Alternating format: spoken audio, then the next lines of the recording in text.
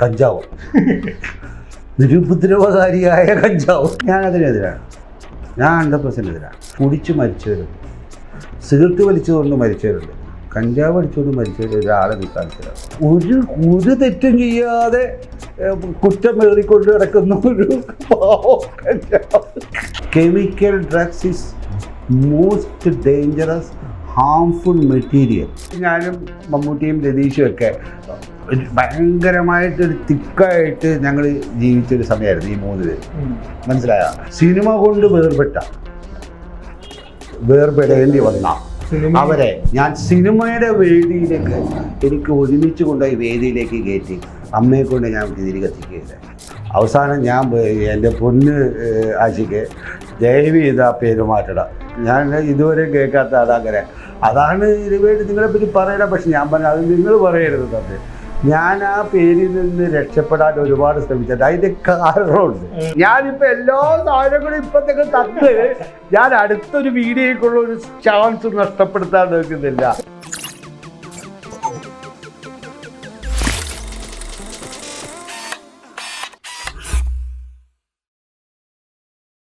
നമസ്കാരം സാർ. നമസ്കാരം. സുഖമെന്ന് കരുതുന്നു. സുഖമായിരിക്കുന്നല്ലോ. ശരിക്കും എപ്പോഴും സാറിനെ കാണുമ്പോൾ എൻ്റെ മനസ്സിലുള്ളത് സാർ എപ്പോഴും ട്രെൻഡ് സെറ്ററാണ്. അത് അന്നാണെങ്കിലും ഇന്നാണെങ്കിലും എന്തോ അന്നത്തെ ആ ഒരു അതിനെ സെൻസെറ്റ് ചെയ്തിരുന്നു. ഇപ്പോൾ എനിക്ക് തോന്നുന്നു സാറിനെ കുറിച്ച് കൂടുതൽ ഞാൻ അന്വേഷിച്ചപ്പോൾ അറിഞ്ഞപ്പോൾ ഇപ്പോൾ കുറെ കുട്ടികളെ സാറ് സെറ്റ് ചെയ്യുകയാണ്. ശരിക്കും അതിനെ കുറിച്ചൊക്കെ നമുക്ക് ഡീറ്റെയിൽ ആയിട്ട് വരാം. പുതിയ സിനിമാ ലോകത്തിലേക്കോ അവരെ കൈപിടിച്ച് കൊണ്ടുവരാനും അല്ലെങ്കിൽ അവരിലേക്ക് സിനിമ എത്തിക്കാനും ഒക്കെയുള്ള വലിയ ശ്രമങ്ങളൊക്കെ നടത്തുന്നുണ്ട്. അതിലും തന്നെ തുടങ്ങാമെന്ന് എനിക്ക് തോന്നി. കാരണം ഏറ്റവും നല്ല തുടക്കം അത് തന്നെയാണ്. ശരിക്കും സാറിപ്പോൾ ഒരു ട്രെൻഡ് സെറ്റ് ചെയ്യാൻ ശ്രമിക്കുന്നുണ്ടോ? ഞാൻ ഇതൊരു ട്രെൻഡ് സെറ്റിംഗ് അല്ല യഥാർത്ഥത്തിൽ. ഇപ്പോൾ പറഞ്ഞു വരുവാണെങ്കിൽ എൻ്റെ Kochi metro short film fest യഥാർത്ഥത്തിൽ ലൈക്ക് അപ്കമിങ് ടാലൻസിൻ്റെ വേണ്ടി ഉണ്ടാക്കിയിരിക്കുന്ന ഒരു പ്ലാറ്റ്ഫോമാണ്. അത് 2014 നമ്മൾ ഈ ഫിലിം ഫെസ്റ്റിവൽ ലോഞ്ച് ചെയ്യുന്നത്. ശ്രീ മോഹൻലാലാണ് ഇതിൻ്റെ ചെയർമാൻ. ഇതിപ്പോൾ 10ാമത്തെ വർഷമാണ്. 2016 മുതൽ ഞങ്ങൾ ഗൾഫ് ബേസ് ചെയ്തിട്ടാണ് ഇത് ഓപ്പറേറ്റ് ചെയ്യുന്നത്. 2014 ഞാൻ അങ്ങനെ ഒരു ഫെസ്റ്റിവൽ ലോഞ്ച് ചെയ്യുമ്പോൾ ഷോർട്ട് ഫിലിമിന് അങ്ങനെ ഒരു പ്ലാറ്റ്ഫോം ഉണ്ടായിരുന്നില്ല. ഷോർട്ട് ഫിലിമുകൾ ഇങ്ങനെ യൂട്യൂബിൽ വന്നിരുന്ന ഒരു പറ്റം വന്ന് ചെറുപ്പക്കാരുടെ നിർബന്ധപ്രകാരമാണ് ആക്ച്വലി ഈ ഫെസ്റ്റിവൽ അന്നുണ്ടായിരുന്ന ഏകദേശം ഈ 1 മില്യൺ വ്യൂസൊക്കെ ഉണ്ടായിരുന്ന ഷോർട്ട് ഫിലിം മേക്കേഴ്സ് ഉണ്ട്. അവരെല്ലാം കൂടി ഒത്തുകൂടി അവരൊരു സിൻഡിക്കേറ്റ് ഉണ്ടാക്കി, അവരൊരു ഗ്രൂപ്പ്, ലിറ്റിൽ മാസ്റ്റേഴ്സ് എന്നാണ് അവരുടെ പേര്. അപ്പോൾ ആ ലിറ്റിൽ മാസ്റ്റേഴ്സ് എന്ന് പറയുന്ന ആ ഗ്രൂപ്പിൻ്റെ അവരുടെയൊക്കെ സ്പോർട്സിൻ്റെയൊക്കെ വന്നു. അപ്പോൾ ഇടുക്കി ഗോൾഡ് വന്ന സമയം പെട്ടെന്ന് അവരെല്ലാം എന്നെ കോണ്ടാക്ട് ചെയ്ത് അതിനു മുമ്പേ ഞാൻ ഫിലിം ഫെസ്റ്റിവൽ ലോഞ്ച് ചെയ്തവനാണ്. ഇൻ്റർനാഷണൽ ഫിലിം ഫെസ്റ്റിവലും അങ്ങനത്തെ മെയിൻ ഫെസ്റ്റിവൽസുകൾ ചെയ്തുകൊണ്ടിരിക്കുന്ന ഒരാളായിരുന്നു ഞാൻ. 2005-06 എൻ്റെ മൺസൂൺ സിറ്റി ഫെസ്റ്റ് എന്ന് പറയുന്ന short film international film festival ഞാൻ ലോഞ്ച് ചെയ്യുന്നത്. അതിനുശേഷം ഒരുപാട് സംവിധായകരുടെ കാര്യങ്ങൾ ഉള്ളിലേക്ക് ജനങ്ങളിലേക്ക് എത്തിക്കാനായിട്ട് അവരുടേതായിട്ടുള്ള പത്മരാജൻ ഫിലിം ഫെസ്റ്റിവൽ, ലോഹിദാസിൻ്റെ film festival, MT film festival, Bharathan film festival, peace international film festival, അങ്ങനെ പല ടൈപ്പ് ഫെസ്റ്റിവൽസുകൾ ഞാൻ വന്ന് ഓർഗനൈസ് ചെയ്തിട്ടുണ്ട്. 2005 മുതൽ. 2010 മുതൽ ഞാൻ ചലച്ചിത്ര അക്കാദമിയുടെ ഫിലിം പ്രൊമോഷൻ കൗൺസിൽ കമ്മിറ്റിയുടെ ചെയർമാനായിരുന്നു. അപ്പം പിന്നെ അത് ഞാനായിട്ട് ചെയ്യുന്ന ഒരു ഫെസ്റ്റിവലിന് ഞാൻ നിർത്തിവെച്ച് ചലച്ചിത്ര അക്കാദമിയുടെ പരിപാടികളുമായിട്ടായിരുന്നു ഞാൻ മുമ്പിലേക്ക് വരുന്നത്. പക്ഷെ പല കാര്യങ്ങളും കൊണ്ടും ഞാൻ വിചാരിച്ച യഥാർത്ഥത്തിൽ കേരളത്തിൽ സിനിമ പഠിക്കുന്ന സിനിമയാക്കുള്ള ഒരുപാട് ആസ്പയറിംഗ് ടാലൻസ് ഉണ്ട്. അപ്പോൾ അവർക്ക് വേണ്ട എല്ലാം ഒരു പ്ലാറ്റ്ഫോം ഒരുക്കാൻ വേണ്ടിയാണ് ചലച്ചിത്ര അക്കാദമി ഉണ്ടായിരുന്നത്. അപ്പോൾ ഞാൻ അവിടെ എത്തിയപ്പോൾ ഞാൻ ഭയങ്കര സന്തോഷിച്ചു. ഇനിയിപ്പോൾ ഗവൺമെൻറ് സപ്പോർട്ടിലൂടെ ചെയ്യാൻ പറ്റുന്നു. പക്ഷേ അത് ഭയങ്കര നിരാശജനകമായിരുന്നു. അന്നത്തെ വന്നിട്ടുള്ള പലരും വന്ന് അവരവരുടെ താല്പര്യങ്ങൾക്ക് വേണ്ടിയിട്ടായിരുന്നു അക്കാദമിയെ പ്രവർത്തിക്കാനായിട്ട് ശ്രമിച്ചിരുന്നത്.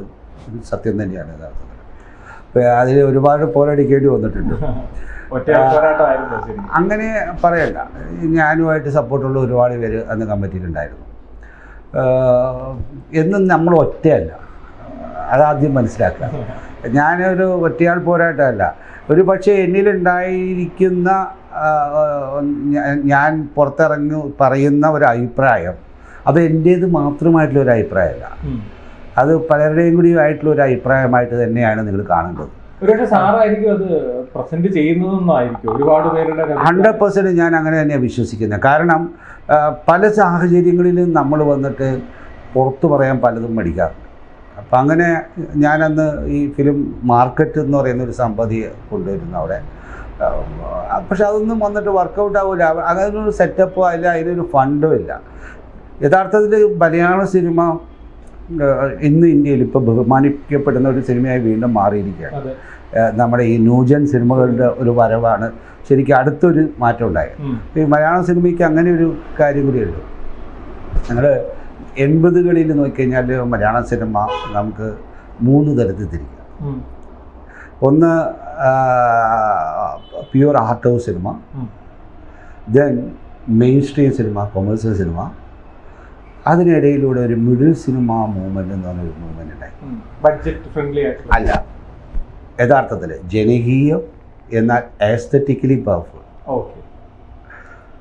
അത് ആർട്ട് ഹൗസ് സിനിമ പോലെ വന്നിട്ട് ഓൺലി ഫോർ ആർട്ടായിട്ടില്ല, മനസ്സിലായില്ലേ?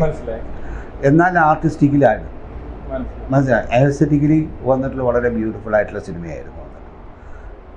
ആ തരം സിനിമയുടെ വക്താക്കളായിട്ട് വന്നതിനകത്തുള്ളത് ഏറ്റവും മുൻപന്തിയിലിരിക്കുന്ന ആൾക്കാർ തന്നെയായിരുന്നു KG ജോർജ്, ഭരതേട്ടൻ, പത്മരാജ്, അവരെല്ലാം. ഇവരുടെ സിനിമകൾ വന്ന് 80കളിൽ വലിയൊരു മാറ്റം തന്നെ ഉണ്ടാക്കി. അപ്പോൾ ഞാൻ എൻ്റെ വരവ് ആ സമയത്താണ്. അപ്പോൾ ഞങ്ങൾ ഇൻസ്റ്റിറ്റ്യൂട്ടിൽ പഠിച്ച് എനിക്ക് ആ സമയം തൊട്ട് ഇവരെ അറിയാം. അപ്പോൾ ഞാൻ കൊമേഴ്സ്യൽ സിനിമയുടെ, ഞാൻ പഠിച്ചത് ഫിലിം ഇൻസ്റ്റിറ്റ്യൂട്ടിലും ഞാൻ പ്രൊമോട്ട് ചെയ്യാൻ ശ്രമിച്ചത് ആർട്ട് ഹൗസ് സിനിമകളാണെങ്കിലും ഞാൻ work ചെയ്യപ്പെട്ടിരുന്നത് high main stream സിനിമയിലാണ്.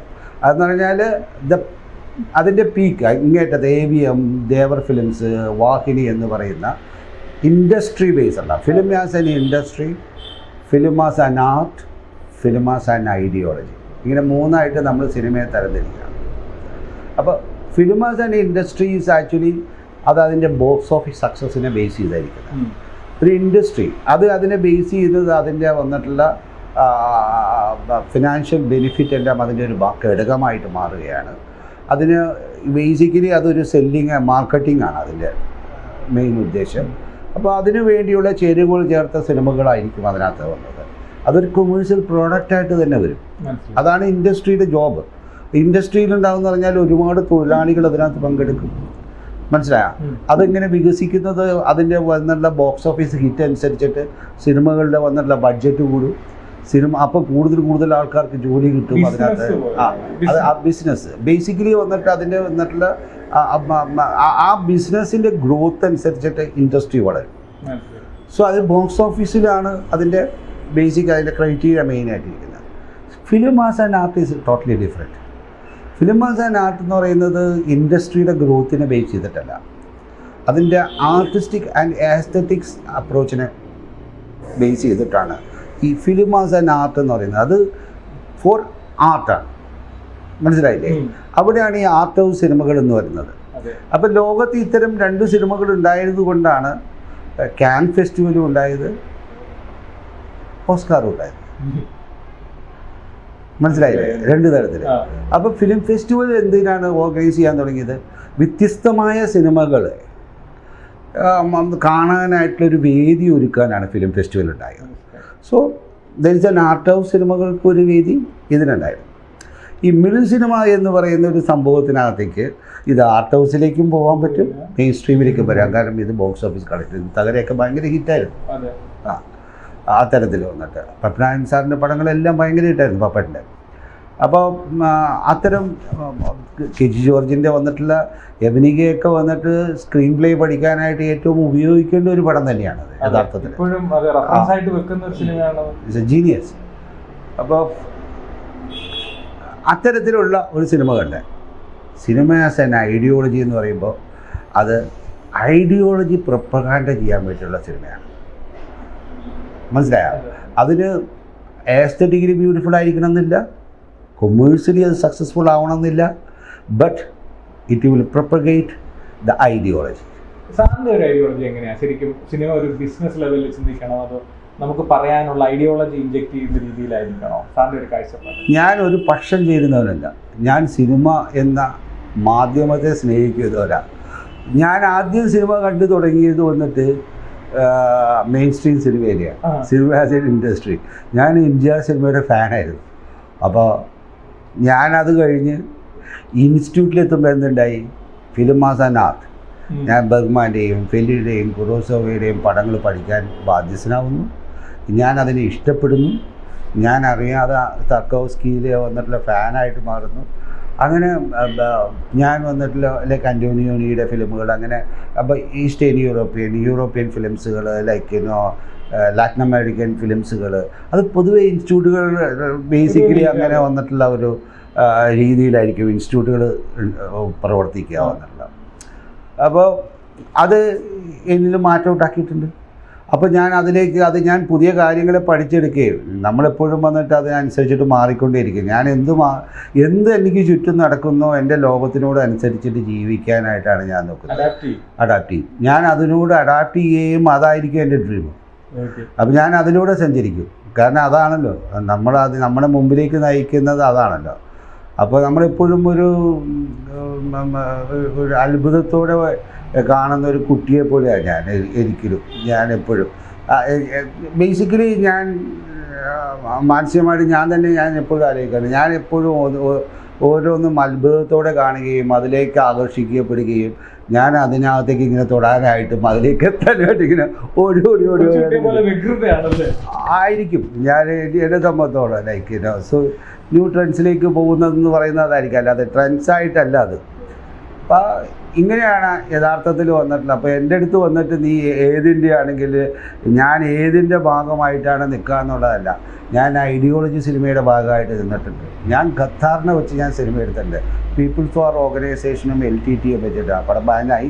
PC ശ്രീറാമാണ് ഞാൻ ആദ്യമായിട്ട് സംവിധാനം ചെയ്യാൻ പോയ പടം.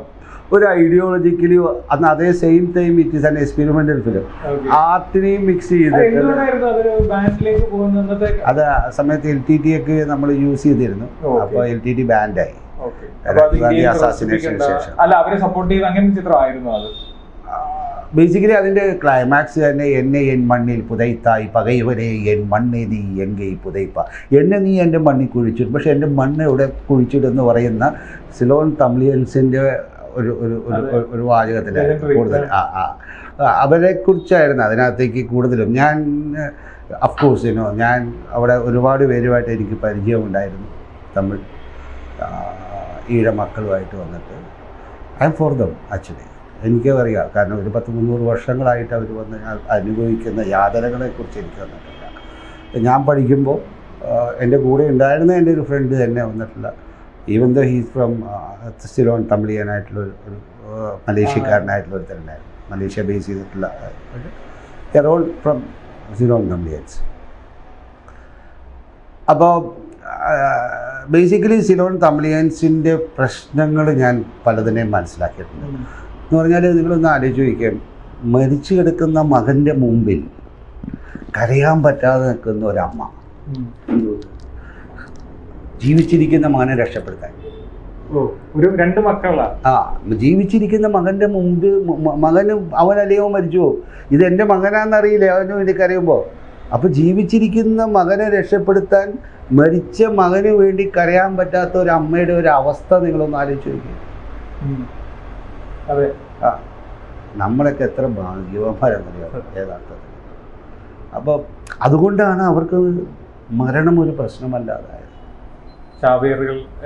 മരണം ഒരു പ്രശ്നമല്ല, അതിൽ കൂടുതൽ അവരെ അനുഭവിക്കുന്നുണ്ട് ജീവിച്ചിരിക്കുന്നത്. യഥാർത്ഥത്തിൽ ഞാൻ അതിനോട് അതുപോലെ തന്നെ എന്നെ ആകർഷിച്ച പീപ്പിൾസ് ഫോർ ഓർഗനൈസേഷൻ ഖത്താറിൻ്റെ, ഞാൻ കൾച്ചറൽ പ്രോഗ്രാമിൻ്റെ ഹെഡായിരുന്നു ഖത്താർ പീപ്പിൾസ്. യഥാർത്ഥത്തിൽ അതിലൊരു ചോദ്യമുണ്ട്, ഈ കല്ലുണ്ടാക്കി വന്ന് അത് പ്രതിഷ്ഠ വെച്ചതിന് ശേഷം അവന് ഇതിനകത്തേക്ക് കയറാൻ അവകാശമില്ലാതായി പോകുന്ന മനസ്സിലായോ? അവിടെ വരെ ഇവരും വേണം വന്നിട്ടില്ല. അപ്പോൾ ഈ ഖത്താറിന് വന്നിട്ടുള്ള അവരുടെ മൂവ്മെൻറ്റ് എനിക്ക് ഒരുപാട് ഇഷ്ടമായി. ഖത്താർ എൻ്റെ ഫിലിമിൽ അഭിനയിച്ചിട്ടുണ്ട്. ഞാനൊരു കാലത്ത് ഇവരുടെ കൂടെയായിരുന്നു. അല്ല, ഇൻസ്റ്റിറ്റ്യൂട്ട് ഈ പപ്പട സ്വന്തം അപ്പൂസിന് തൊട്ട് മുമ്പുള്ള ഒരു കാലഘട്ടം. അപ്പം ഞാൻ തമിഴിൽ എൻ്റെ പടം ഒരു 170 ദിവസം ഓടുന്നത് കൊണ്ട് ഞാൻ ഇതിൻ്റെ ഒരു ഭാഗമായിട്ട് നടത്തുന്നത് ആരും അറിഞ്ഞില്ല. ഞാൻ സിനിമയിൽ ഉണ്ടോ ഇല്ലയോ എന്ന്. കാരണം ചില സിനിമയൊക്കെ 175 ദിവസം ഓടണം. അപ്പോൾ ഈ തമിഴ് ആക്ടേഴ്സൊക്കെ ഒരു 2 വർഷമായിട്ടുള്ള അഭിനയിക്കുന്നത്. അപ്പം അതുകൊണ്ട് അതൊരു ഗ്യാപ്പായിട്ട് ഫീൽ ചെയ്യില്ല. മലയാളത്തിനെ പോലെ ഇങ്ങനെ ഫിലിം ചെയ്താലേ കാര്യമുള്ളൂ എന്നൊക്കെ വിചാരിക്കുന്ന പോലെ ഒന്നല്ല. 2-3 വർഷങ്ങളിൽ ഒരു പടം ചെയ്താലൊക്കെ കുഴപ്പമില്ല. അതൊക്കെ ഉണ്ട് അതിനകത്തേക്ക്. ഞാൻ ആ സമയത്ത് ഉണ്ടായിരുന്നു. ഈ 89 സമയങ്ങളിലായിരുന്നു ഞാൻ ഈ തെരുക്കൂത്ത് എന്ന് പറയുന്ന ഒരു ആർട്ട് ഫോമിനെ ഡോക്യുമെൻറ്റേഷൻ ചെയ്യാനാണ് പോയത്. പക്ഷെ അവിടെ വെച്ച് അതിനെ മാറുകയും അതൊരു എക്സ്പെരിമെൻ്റൽ ഫിലിമാകുകയും വന്ദേനി എന്ന് പറയുന്നൊരു ഫിലിമാകുകയും മണിയത്തത്തിൻ്റെ ക്യാമറമാൻ PC ശ്രീറാം അവൻ്റെ ക്ലാസ്മേറ്റാണ്. അവനും ഞാനും കൂടി ചേർന്നൊരു പടമാണ്. അങ്ങനെ എങ്ങനെ ഒരു ബ്രാഹ്മണ ഒരു സാംസ്കൃതിക് ടെസ്റ്റ് ദ്രാവിഡം ചെയ്യുമ്പോൾ അതിന് വരുന്ന മാറ്റങ്ങളെക്കുറിച്ചിട്ടും എല്ലാം പറയുന്ന ഒരു സംഭവമാണത്. ഇന്നതൊരു കോമൺ ചർച്ചയും അല്ലെങ്കിൽ സാർ അന്നേ അത് ചിന്തിച്ചിരുന്നു ഈ വിഷയങ്ങൾ അല്ലെങ്കിൽ ഈ പറഞ്ഞ കാര്യമൊക്കെ? ഞാനല്ല, ഞാൻ ചിന്തിച്ചിരുന്നവരുടെ കൂടെ ഞാൻ പെട്ടിരുന്നു എന്നുള്ളതാണ്. അല്ലാതെ ഞാൻ ചിന്തിച്ചു എന്ന് പറയുന്നതിനേക്കാളും കൂടുതൽ ഞാൻ അങ്ങനെ ചിന്തിച്ചിരുന്നവരിൽ ആകർഷിക്കപ്പെട്ടിരുന്നു. ഞാൻ ഇന്നും അതിനകത്തേക്ക് വന്നിട്ടുള്ളതിനകത്തേക്ക് ഞാൻ പ്രോയാണ്. സാർ അന്ന് ശരിക്കും പേടി ഉണ്ടായിരുന്നില്ലേ? ഈ പറഞ്ഞ അന്ന് കൊടുമ്പൊരു വീട്ടിൽ കത്തി നിൽക്കുന്ന ഒരു സമയമാണ് ഈ ചിന്തകൾ അല്ലെങ്കിൽ ഇങ്ങനെയുള്ളവരുമായിട്ട് ബന്ധപ്പെടുക എന്നൊക്കെ പറയുന്നത് ഒരു നിയമവിരുദ്ധമെന്ന് പോലും ചിന്തിച്ചിരുന്ന ഒരു സമയമായിരുന്നില്ലേ അത്? അങ്ങനെ ഒന്നും വന്നിട്ടുള്ളതിനകത്തേക്ക് യഥാർത്ഥത്തിൽ ഒരുപക്ഷെ ഞാൻ വളരെ ചെറുപ്പമായതുകൊണ്ട് വിപ്ലവം അത് തന്നെ. എനിക്കെന്നും അന്ന് സമരങ്ങൾ ഭയങ്കര ഇഷ്ടമായിരുന്നു. അത് എന്നെ സംബന്ധിച്ചോളം ഞാനൊരു ഹ്യൂമനിസ്റ്റാണ് യഥാർത്ഥത്തിൽ, ഒരു ഹ്യൂമനിസ്റ്റാണ്. അപ്പോൾ യഥാർത്ഥത്തിൽ ഇപ്പോൾ നിങ്ങൾ ചോദിക്കുകയാണ് ക്രൈസ്റ്റ് ഒരു കമ്മ്യൂണിസ്റ്റ് ആയിരുന്നു എന്ന് ചോദിച്ചാൽ അന്ന് കമ്മ്യൂണിസം ഇല്ല. ക്രൈസ്റ്റിൻ്റെ കാര്യങ്ങളാണോ കമ്മ്യൂണിസം എന്ന് പറഞ്ഞാൽ ഒരു തുല്യത എന്ന് പറയുന്നതിനെ നമ്മളെപ്പോഴും വന്ന് ബഹുമാനിച്ചിരുന്നു. യഥാർത്ഥത്തിൽ ഞാൻ വളർന്നു വന്ന സാഹചര്യം അതിലുണ്ടാവും. യഥാർത്ഥത്തിൽ ഞാൻ എൻ്റെ വളർന്നു വന്ന സാഹചര്യത്തിൽ അങ്ങനെ തന്നെയാണ്. ഞങ്ങൾക്ക് ഒരു പക്ഷേ വന്നിട്ട് ഞാൻ ആ വ്യത്യാസങ്ങൾ കാണാതെ വന്ന രീതിയിലാണ് ജീവിച്ചേക്കുന്നതും എന്നെ വളർത്തിയതും. മനസ്സിലായില്ലേ? ഞാൻ തൃപ്പൂണിത്തുറയാണ്. ഞാൻ എൻ്റെ ഈ തൃപ്പൂണിത്തുറയിലാണ്. അപ്പോൾ എന്നെ സംബന്ധിച്ചോളം വന്നിട്ട് ഞങ്ങൾ ഇവിടെ എൻ്റെ പാരൻസിന് വന്നിട്ടുള്ളത് അങ്ങനെ ഒരു വ്യത്യാസം ഉണ്ടായിരുന്നില്ല. അങ്ങനെ അതുകൊണ്ട് വന്നിട്ടുള്ളതിനകത്ത് എനിക്ക് തന്നെ വന്ന് ഇത്തരം വിഷയങ്ങളിൽ വന്നിട്ടുള്ളതിനകത്തേക്ക് ഞാൻ ആദ്യം വേർപാടുകളെ കുറിച്ചിട്ട് അതിൻ്റെ വ്യത്യാസങ്ങളെ കുറിച്ചിട്ടൊന്നും വന്നിട്ടുള്ള അങ്ങനെ ഫീൽ ചെയ്തിരുന്ന ഒരുത്തനുണ്ടായിരുന്നു. അവരിന്നവനാണ് ഇവനാണെന്ന്. അപ്പോൾ അത് ഏറ്റവും കൂടുതൽ ഇവിടേക്കാളും കൂടുതൽ ആന്ധ്രയിലൊക്കെ അന്ന് ഈ പീപ്പിൾസ് വാർ ഓർഗനൈസേഷനിലേക്ക് കാരണങ്ങൾ അതായിരുന്നു. അവർക്ക് ഒരുപാട് ഇപ്പോൾ ലൈക്ക് നമ്മുടെ ഇവിടെയും ഉണ്ടല്ലോ ശരിക്കും ആദിവാസികളൊക്കെ വന്നിട്ട് നമ്മുടെ വിചാരം എന്ന് പറയുന്നത് എന്ന് പറഞ്ഞാൽ എപ്പോഴും മെയിൻ ലാൻഡ് എന്നൊക്കെ ആയ രീതിയിൽ നമുക്ക് പലർക്കും വന്നിട്ട് അറിയാതെ അത് സാഹചര്യങ്ങളാണെന്ന് തോന്നുന്നു.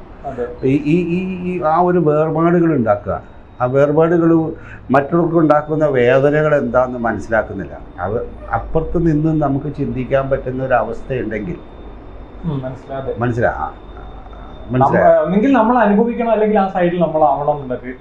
ആവണമെന്നില്ല, അവിടെ നിന്ന് ചിന്തിക്കാൻ പറ്റുന്നതുണ്ടെങ്കിൽ ഡെഫിനറ്റായിട്ടും വന്നിട്ട് നമ്മളിതിനകത്തേക്ക് അങ്ങനെ പെരുമാറും.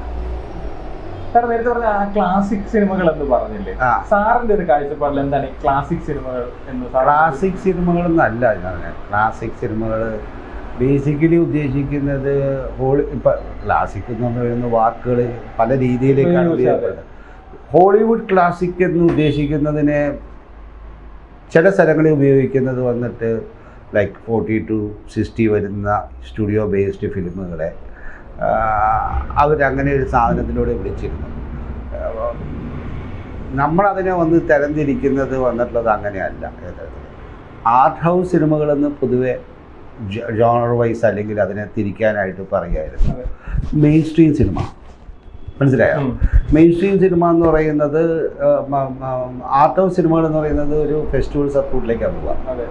ചിലപ്പോൾ ആർട്ട് ഹൗസ് എന്ന് പറഞ്ഞാൽ അത് ഇവിടെ മാത്രമാണ്, ഇവിടെ പലയിടത്തും മ്യൂസിയത്തിലൊക്കെ സ്ക്രീൻ ചെയ്യും, മനസ്സിലായോ?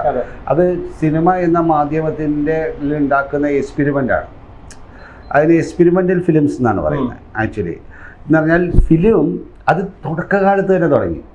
അത് സിനിമ പഠിക്കണം, സിനിമയുടെ യഥാർത്ഥത്തിൽ അതിൻ്റെ ഹിസ്റ്ററി എന്ന് പറഞ്ഞാൽ ഫസ്റ്റ് വേൾഡ് വാർ കഴിഞ്ഞപ്പോൾ തന്നെ 1915 കഴിഞ്ഞപ്പോൾ ആ കാലഘട്ടങ്ങളിൽ തന്നെ എക്സ്പെരിമെൻ്റൽ സിനിമ ഉടലെടുക്കുകയാണ്. ലൈക്ക് സിനിമ എന്ന് പറയുന്ന medium it's not for story telling. ഒരു വിഭാഗം കലാകാരന്മാർ അതിലേക്ക് വരുവാണ്. അവർ പെയിൻറ്റേഴ്സായിരുന്നു, ലിറ്റററി പീപ്പിൾ ഉണ്ടായിരുന്നു, മനസ്സിലായി, സ്കൾപ്ചേഴ്സ് ഉണ്ടായിരുന്നു, ചിന്തകരുണ്ടായിരുന്നു. അപ്പോൾ സിനിമ എന്ന് പറഞ്ഞാൽ അത് പറയാനായിട്ട് ഒരുപാട് മാധ്യമമുണ്ട് കഥ പറയാൻ, മനസ്സിലായോ? അപ്പോൾ സിനിമ യഥാർത്ഥത്തിൽ എന്തായിരുന്നു? ചലിക്കുന്ന ചിത്രം മാത്രമായിരുന്നു. ചലിക്കുന്ന ചിത്രം അത് എന്തും ചെയ്യും. ഇപ്പം ആദ്യത്തെ സിനിമ എന്ന് പറഞ്ഞാൽ മറ്റേ ഫാക്ടറി, മറ്റേ ലൂമിയ ബ്രദേഴ്സിൻ്റെ ഒരു ഫാക്ടറിയിൽ നിന്ന് ഇറങ്ങി വരുന്ന വർക്കേഴ്സിൻ്റെ ആയിരുന്നു. ഒരു ട്രെയിൻ വന്ന് നിൽക്കുന്നതായിരുന്നു. അതെ, സൻബാദ് ഫാക്ടറിയിൽ നിന്ന് ഇറങ്ങി വരുന്ന ആൾക്കാരായിരുന്നു വന്നിട്ടുള്ള ഒരു മൂവി, അത്രേ ഉള്ളൂ. അതിനുശേഷം വന്ന് ജോർജ് മിലായിസ് വന്നിട്ടുള്ള അതിനെ ഒരു മജീഷ്യൻ സിനിമ എടുക്കാൻ തുടങ്ങിയപ്പോൾ ഭയങ്കര സ്പെഷ്യൽ എഫക്റ്റുകളാണ്. Dreams, come and see your dreams here എന്നുള്ളതാണ് പുള്ളി പറഞ്ഞിരുന്നത്. ഹ്യൂഗോ എന്ന് പറഞ്ഞ പടം അദ്ദേഹത്തിനെ ബേസ് ചെയ്തിട്ട് എടുത്തിരുന്ന ഒരു പടം. അപ്പോൾ അങ്ങനെ ഒരു സിനിമയിലേക്ക് മാറുകയാണ്. അവിടെ നിന്ന് ഗ്രിഫിത്തിൻ്റെ വരവോടുകൂടിയാണ് ആക്ച്വലി സ്റ്റോറി ടെല്ലിംഗിൽ വരുന്നത്. അപ്പോൾ എഡിസൻ്റെ ഗ്രൂപ്പിൽ നിന്ന് വന്ന് അങ്ങനെ ഗ്രിഫിത്ത് വന്നപ്പോൾ ഈ ഫിലിം സ്റ്റോറി ടെല്ലിങ്ങിലേക്ക് മാറുകയാണ് കൂടുതലായിട്ട് വന്നിട്ട്. സ്റ്റോറി ടെല്ലിംഗ് ആയി, പിന്നെ ജോണേഴ്സുകളുണ്ടായി, പല ടൈപ്പ് ഓഫ് ജോണേഴ്സുകളുണ്ടായി. ആ സമയത്താണ് വന്ന് ഈ യൂറോപ്പ് വന്ന് വളരെയധികം പ്രശ്നങ്ങളിലേക്ക് പോവുകയാണ്. അപ്പം ആർട്ട് ഇവിടെ വളരുന്നുണ്ട്, മനസ്സിലാവും. പെയിൻറ്റിങ്ങും മറ്റുള്ള ആർട്ടും ലിറ്ററേച്ചറും, അതേപോലെ തന്നെ ഫ്രോയിഡിൻ്റെ ഇൻ്റർപ്രിട്ടേഷൻ ഓഫ് ഡ്രീം എന്ന് പറഞ്ഞ പുസ്തകം ഇറങ്ങുന്നു. അപ്പോൾ there is a stage beyond your ഈ ഫിസിക്കൽ വേൾഡ് അല്ലാതെ തന്നെ ഡ്രീം വേൾഡ്, ലോകമുണ്ട്. ഇമാജിനേഷൻ അല്ല, there is a state okay ഉണ്ടെന്നുള്ളതിനെ കുറിച്ചിട്ടുള്ള അറിവുണ്ടാകുന്നു. സോ സർറിയലിസം എന്ന് പറയുന്ന ഒരു ആർട്ട് ഫോം ഉണ്ടാകുന്നു പെയിൻറ്റിങ്ങിലെല്ലാം വരുന്നത്. അതിൻ്റെ വക്താക്കൾ വരുന്നു. ജർമ്മൻ എക്സ്പ്രഷനിസം എന്ന് പറയുന്നത് ഫസ്റ്റ് വേൾഡ് വാറിൻ്റെ പ്രശ്നങ്ങളിലും കെടുതികളിലും കഷ്ടപ്പെടുന്നിടത്തുനിന്ന് ജർമ്മൻ ആർട്ടിസ്റ്റുകൾ വരുന്നു. ജർമ്മൻ എക്സ്പ്രഷനിസം എന്ന് പറയുന്ന ആർട്ട് ഫോം വരുന്നു. ഈ അങ്ങനെ പല ടൈപ്പ്, അതേപോലെ തന്നെ ദാദായിസ്റ്റ് മൂവ്മെൻറ്റ് വരുന്നു. ഇവരെല്ലാം സിനിമയിലേക്ക് കയറുകയാണ്. അപ്പോൾ ഇവർ സിനിമയിൽ നിന്ന് നരേറ്റീവ് സിനിമ എന്ന് പറയുന്നതിന് നോൺ നരേറ്റീവ് സിനിമ എന്ന് പറയുന്ന സിനിമകളിലേക്ക് വരുവാണ്. Experimental cinema, just A position of images, different type of images, അത് തരുന്ന ഒരു അനുഭൂതിയിലേക്ക് ഒരു മാറുകയാണ്, ആർട്ട് ഫോം മാറുകയാണ്. ഇത് അന്ന് തൊട്ടേ ഉണ്ട്. ഈ ശരിക്കും എല്ലാ സിനിമകളും എക്സ്പെരിമെൻ്റ് അല്ലേ സാർ? ശരിക്കും നമുക്ക് ഏത് സിനിമ എടുത്താലും അതൊരു എക്സ്പെരിമെൻ്റ് അല്ലേ? ശരിക്കും നമ്മളൊരു കഥ പറയാൻ ശ്രമിക്കുക, അങ്ങനെ ഒരു കാഴ്ചപ്പാട് നമുക്ക് അതൊരു ജനറലൈസ് വേർഡല്ലേ അല്ലേ? നമ്മൾ എക്സ്പെരിമെൻ്റ് എന്ന് പറയുന്നത് നടമുറയിൽ നടക്കുന്ന ഒരു കാര്യത്തിൽ നിന്ന് വ്യത്യാസപ്പെടുത്തി ഒന്ന് ചെയ്യാൻ ശ്രമിക്കുമ്പോൾ അതിൽ നിന്ന് തികച്ചും വന്ന്, ഇപ്പം നമ്മൾ തെക്കോട്ട് പോവുകയാണ്, അന്ന് നമുക്കൊന്ന് വടക്കോട്ട് പോയാൽ എങ്ങനെയുണ്ടെന്ന് നോക്കുന്നതാണ് നിങ്ങളുടെ ഒരു എക്സ്പെരിമെൻ്റ്. അല്ലാതെ തെക്കോട്ടേക്ക് പോയിക്കൊണ്ടിരിക്കുന്നതിന് ഇടയിലൂടെ വന്നിട്ട് നിങ്ങൾ ഡാൻസ് കളിച്ച് പോവുകയോ നിങ്ങൾ തുള്ളി പോവുകയോ അല്ലെങ്കിൽ പതുക്കെ പോവുകയോ ചെയ്താൽ അതൊരു എക്സ്പെരിമെൻ്റ് അല്ല. അത് അതിൻ്റെ തന്നെയായിട്ടുള്ള ഒരു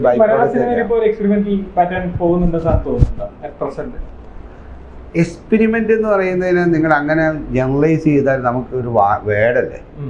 എന്ത് തരത്തിലും വേണമെങ്കിലും വന്നിട്ട് വാദിച്ച് ഏത് തരത്തിലും വേണ്ടി പോവാം. ബട്ട് എക്സ്പെരിമെൻ്റൽ സിനിമ എന്ന് പറയുന്നത് വ്യത്യാസമാണ്, മനസ്സിലായോ? അത് നോൺ നരേറ്റീവ് സിനിമയാണ്. അങ്ങനെ ഒരു നോൺ നരേറ്റീവ് സിനിമയല്ലല്ലോ നിങ്ങൾ കാണുന്നത്, മനസ്സിലായോ? നോൺ നരേറ്റീവ് എന്ന് പറഞ്ഞാൽ കഥ പറയുന്ന കഥേതര സിനിമകൾ എന്നാണ് അത് പറയുന്നത്. നിങ്ങൾ കഥ അന്വേഷിച്ചാൽ പോകുന്നത്. നിങ്ങൾ ആദ്യം ഒരു സിനിമ കാണുമ്പോൾ എന്താ ചോദിക്കുന്നത്? കഥ എന്താണ്?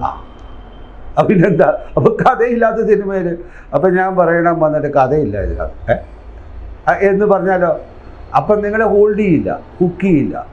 അപ്പം മെയിൻ സ്ട്രീം സിനിമ എന്ന് പറയുന്നത് കഥ പറഞ്ഞ് ഹുക്ക് ചെയ്ത് അതാണ് കൂടുതൽ ആൾക്കാർ കാണുക. എക്സ്പെരിമെൻ്റൽ സിനിമയിൽ വന്നിട്ടുള്ളതിനകത്ത് ചിലപ്പോൾ വന്നിട്ട് ഒരു നീഷ് മാർക്കറ്റായിരിക്കും, ഒരു പോപ്പുലർ അല്ല.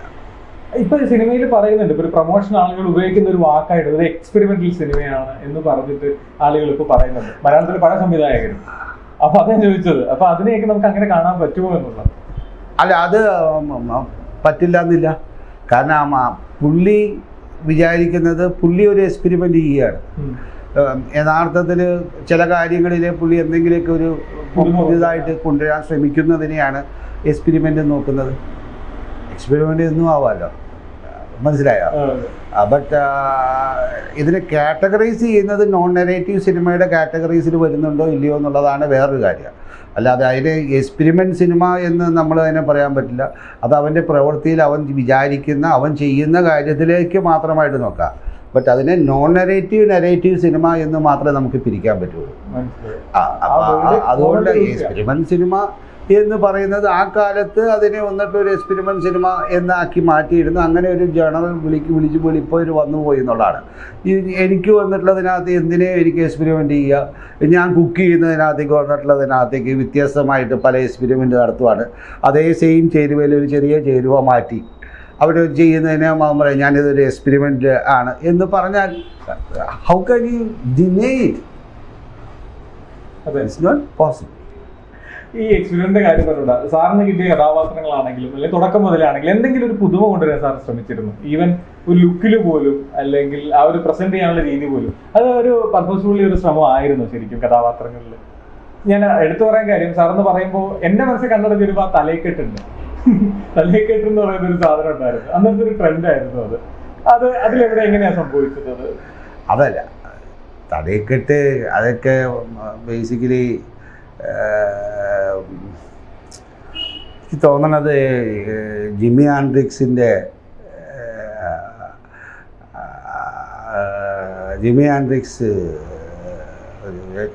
ലോകങ്ങളുടെ ഏറ്റവും വലിയൊരു ഗിത്താറിസ്റ്റ്. ഗിത്താറിസ്റ്റ് ഞാൻ ഭയങ്കര ഫാനായിരുന്നു. മരിച്ചുപോയി അന്ന്. ഓക്കെ, അപ്പോൾ ജിമ്മി ആൻഡ്രിക്സിൻ്റെ പുള്ളിക്ക് തലയെ കെട്ടിയിട്ടുണ്ടാവും.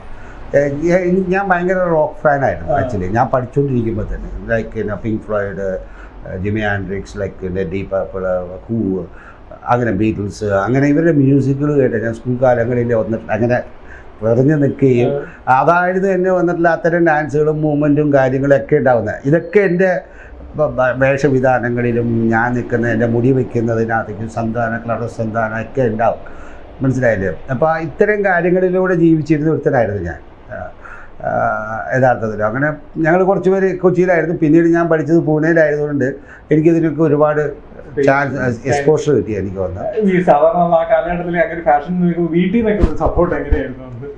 അങ്ങനെ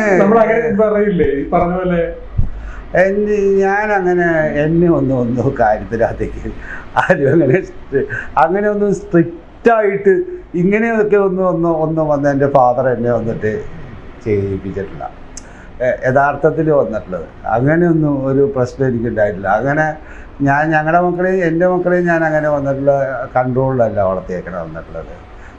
എല്ലാവർക്കും അതൊക്കെ വന്നിട്ട് ഇങ്ങനെ മുടി അങ്ങനെ വെട്ടണം, മുടി ഇങ്ങനെ വെട്ടണം, മുടി അങ്ങനെ ചെയ്യണം ഒക്കെ വളരെ ചെറുപ്പത്തിലുണ്ടായിരുന്നു. ഒരു ബാർബർ ഇവിടെ വരുമായിരുന്നു, അവൻ വെട്ടുന്ന രീതിയാണ്. അത് ആർക്കും അറിയില്ല. പുള്ളി വെട്ടിയാൽ ഞങ്ങൾ അവിടെ പോയി ഇരുന്നോളാം.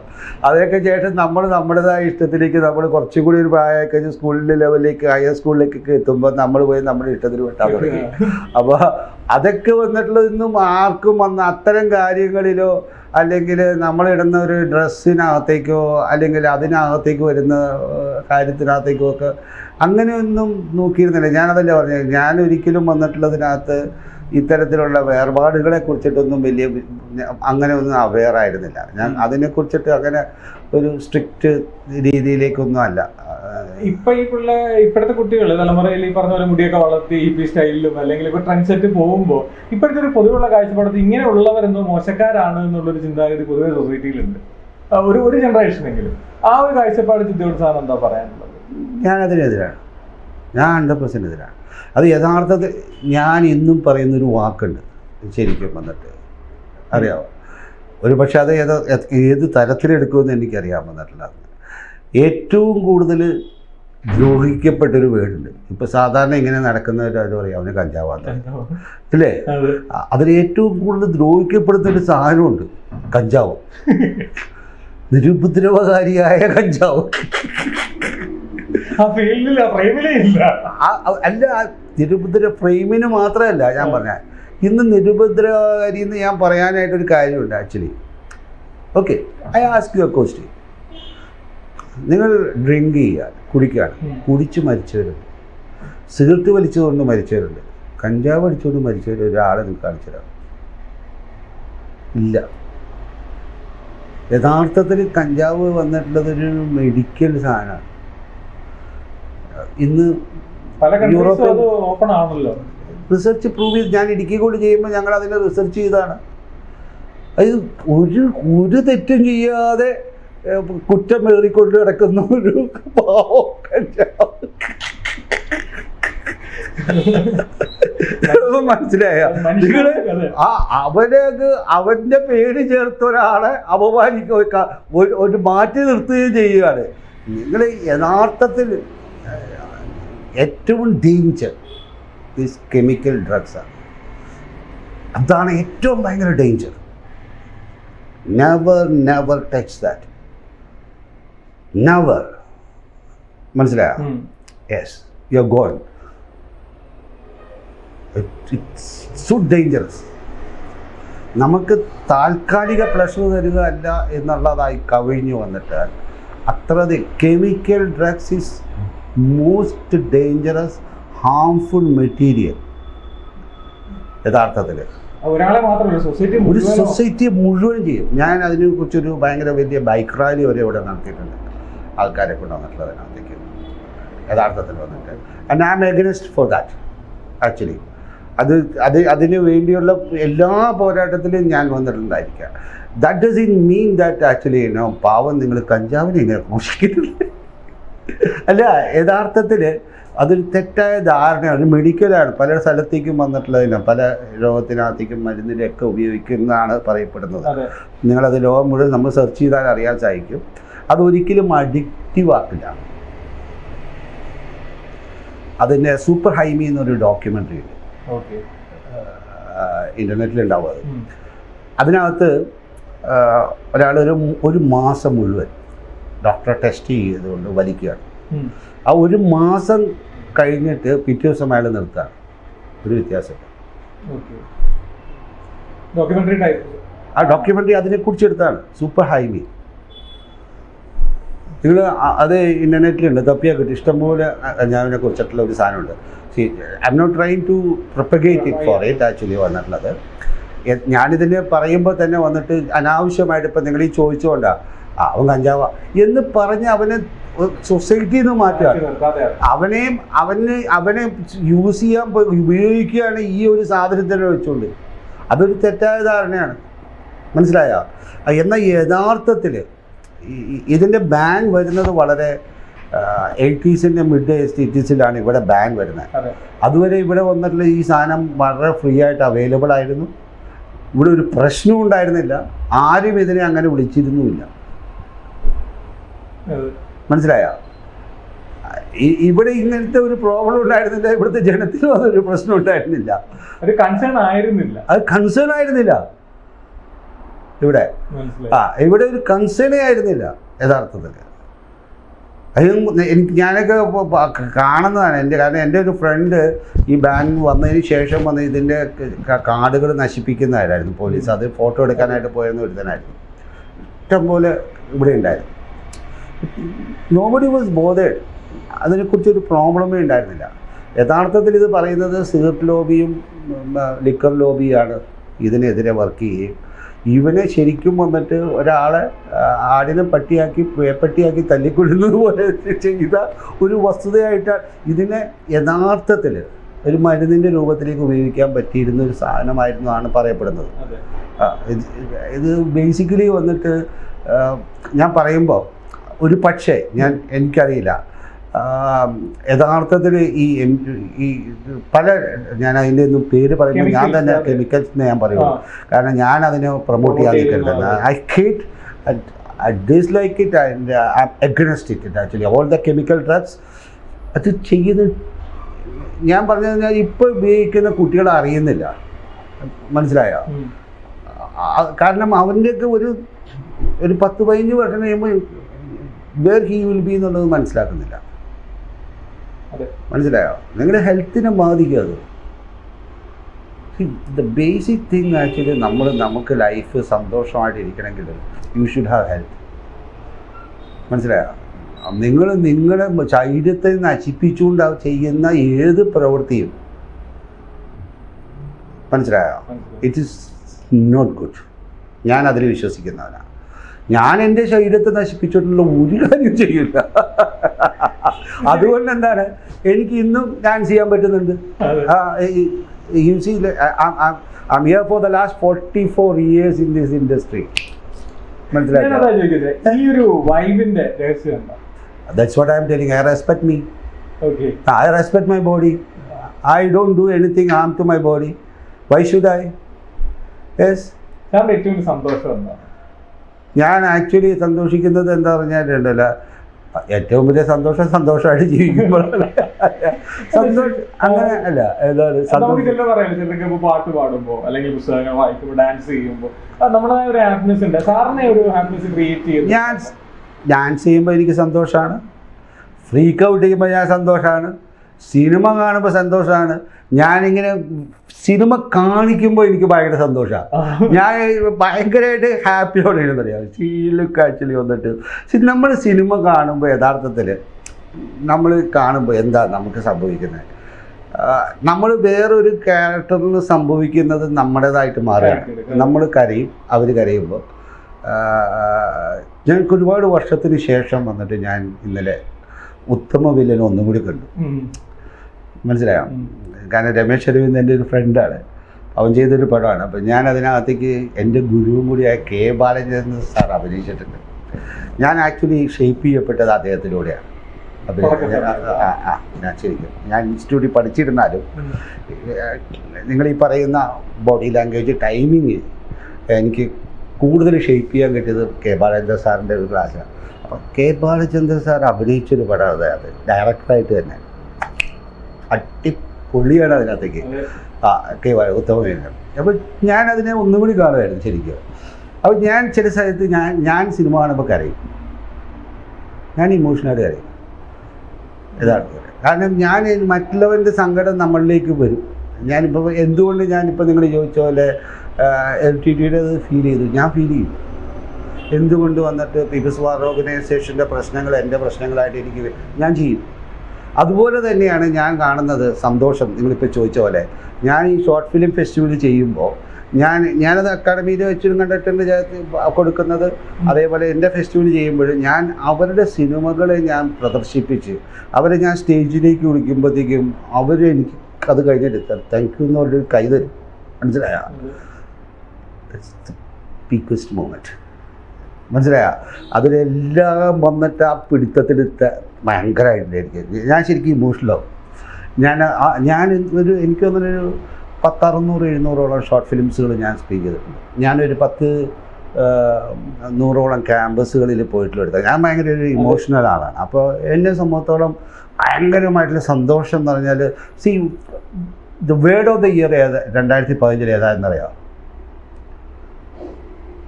അറിയാം? Tears of happiness. മനസ്സിലായോ? അതൊരു മൂമെൻ്റാണ്. അത് അനുഭവിക്കുന്ന ഒരു സമയമാണ് നമ്മുടെ ഏറ്റവും സന്തോഷം എന്ന് പറയുന്നത്. യെസ്, അത് എനിക്ക് എപ്പോഴും ഒരുപാട് സമയത്തുണ്ടാവും. ഞാൻ അതായിരിക്കും എൻ്റെ എനർജി ബേസിക്കലി. ഞാൻ പറഞ്ഞില്ലേ, ഞാൻ എൻ്റെ എല്ലാ ഫെസ്റ്റിവലിലും ഞാൻ ചെയ്ത് എന്തെങ്കിലും ഒരു കാര്യം നമ്മൾ എന്തെങ്കിലും ഒരാൾക്ക് ചെയ്തു കൊടുത്തിട്ട് അവൻ ആത്മാർത്ഥമായിട്ട് നമ്മളൊന്ന് പിടിക്കുന്ന ഒരു പിടുത്തമുണ്ട് ശരിക്കും. ശരിക്കും ഭയങ്കര അതൊരു ഞാൻ എന്തോരം പ്രാവശ്യം ഉണ്ടെന്നറിയാം. പലരുടെ സിനിമകൾ ഞാൻ പ്രസൻറ്റ് ചെയ്തിട്ട് ഞാൻ അത് ഭയങ്കരമായിട്ട് പ്രൊമോട്ട് ചെയ്യുന്നുണ്ട്. അപ്പോൾ അവരെ കയറ്റി ഞാൻ അവർക്കൊരു ഷീൽഡ് കൊടുക്കിപ്പിക്കുകയും ഒക്കെ. ഇപ്പോൾ ഞാനിപ്പോൾ പുറത്തൊക്കെ ചെയ്യുമ്പോൾ എല്ലായിടത്തും ഇവിടെയും എല്ലായിടത്തും എനിക്ക് എനിക്ക് അങ്ങനെ അവാർഡുകൾ കൊടുക്കുന്നതിനോട് എനിക്ക് വലിയ താല്പര്യമൊന്നുമില്ല. കാരണം മറ്റവൻ ഡീസൻ്റാണ്. പക്ഷേ എല്ലാവരെയും എനിക്ക് പ്രൊമോട്ട് ചെയ്യാനേ ഇഷ്ടം. അത് ഭയങ്കര സന്തോഷം. അറിയാം അതെന്ന് പറഞ്ഞാൽ ഭയങ്കര ടെൻസ്ഡ് മൂവ്മെൻ്റാണ് ആക്ച്വലി ഇവിടെ. നമ്മൾ ശരിക്കും വന്നിട്ടുള്ള എല്ലാവരും തേടി നടക്കുന്നത്. ഇപ്പം ഞാൻ പലപ്പോഴും നിങ്ങൾ ശ്രദ്ധിച്ചാൽ കാണാം പല കലാകാരന്മാർ I don't have A God father. മനസ്സിലായോ? ലൈക്ക് പറയുന്നത് അതുകൊണ്ട് എനിക്ക് ഒരുപാട് പ്രശ്നങ്ങൾ ഉണ്ടായിട്ടുണ്ടെന്നുള്ളത്. അങ്ങനെ ഗോഡ് ഫാദർ ഇല്ലായ്മയല്ല ആവശ്യം ഇവിടെ.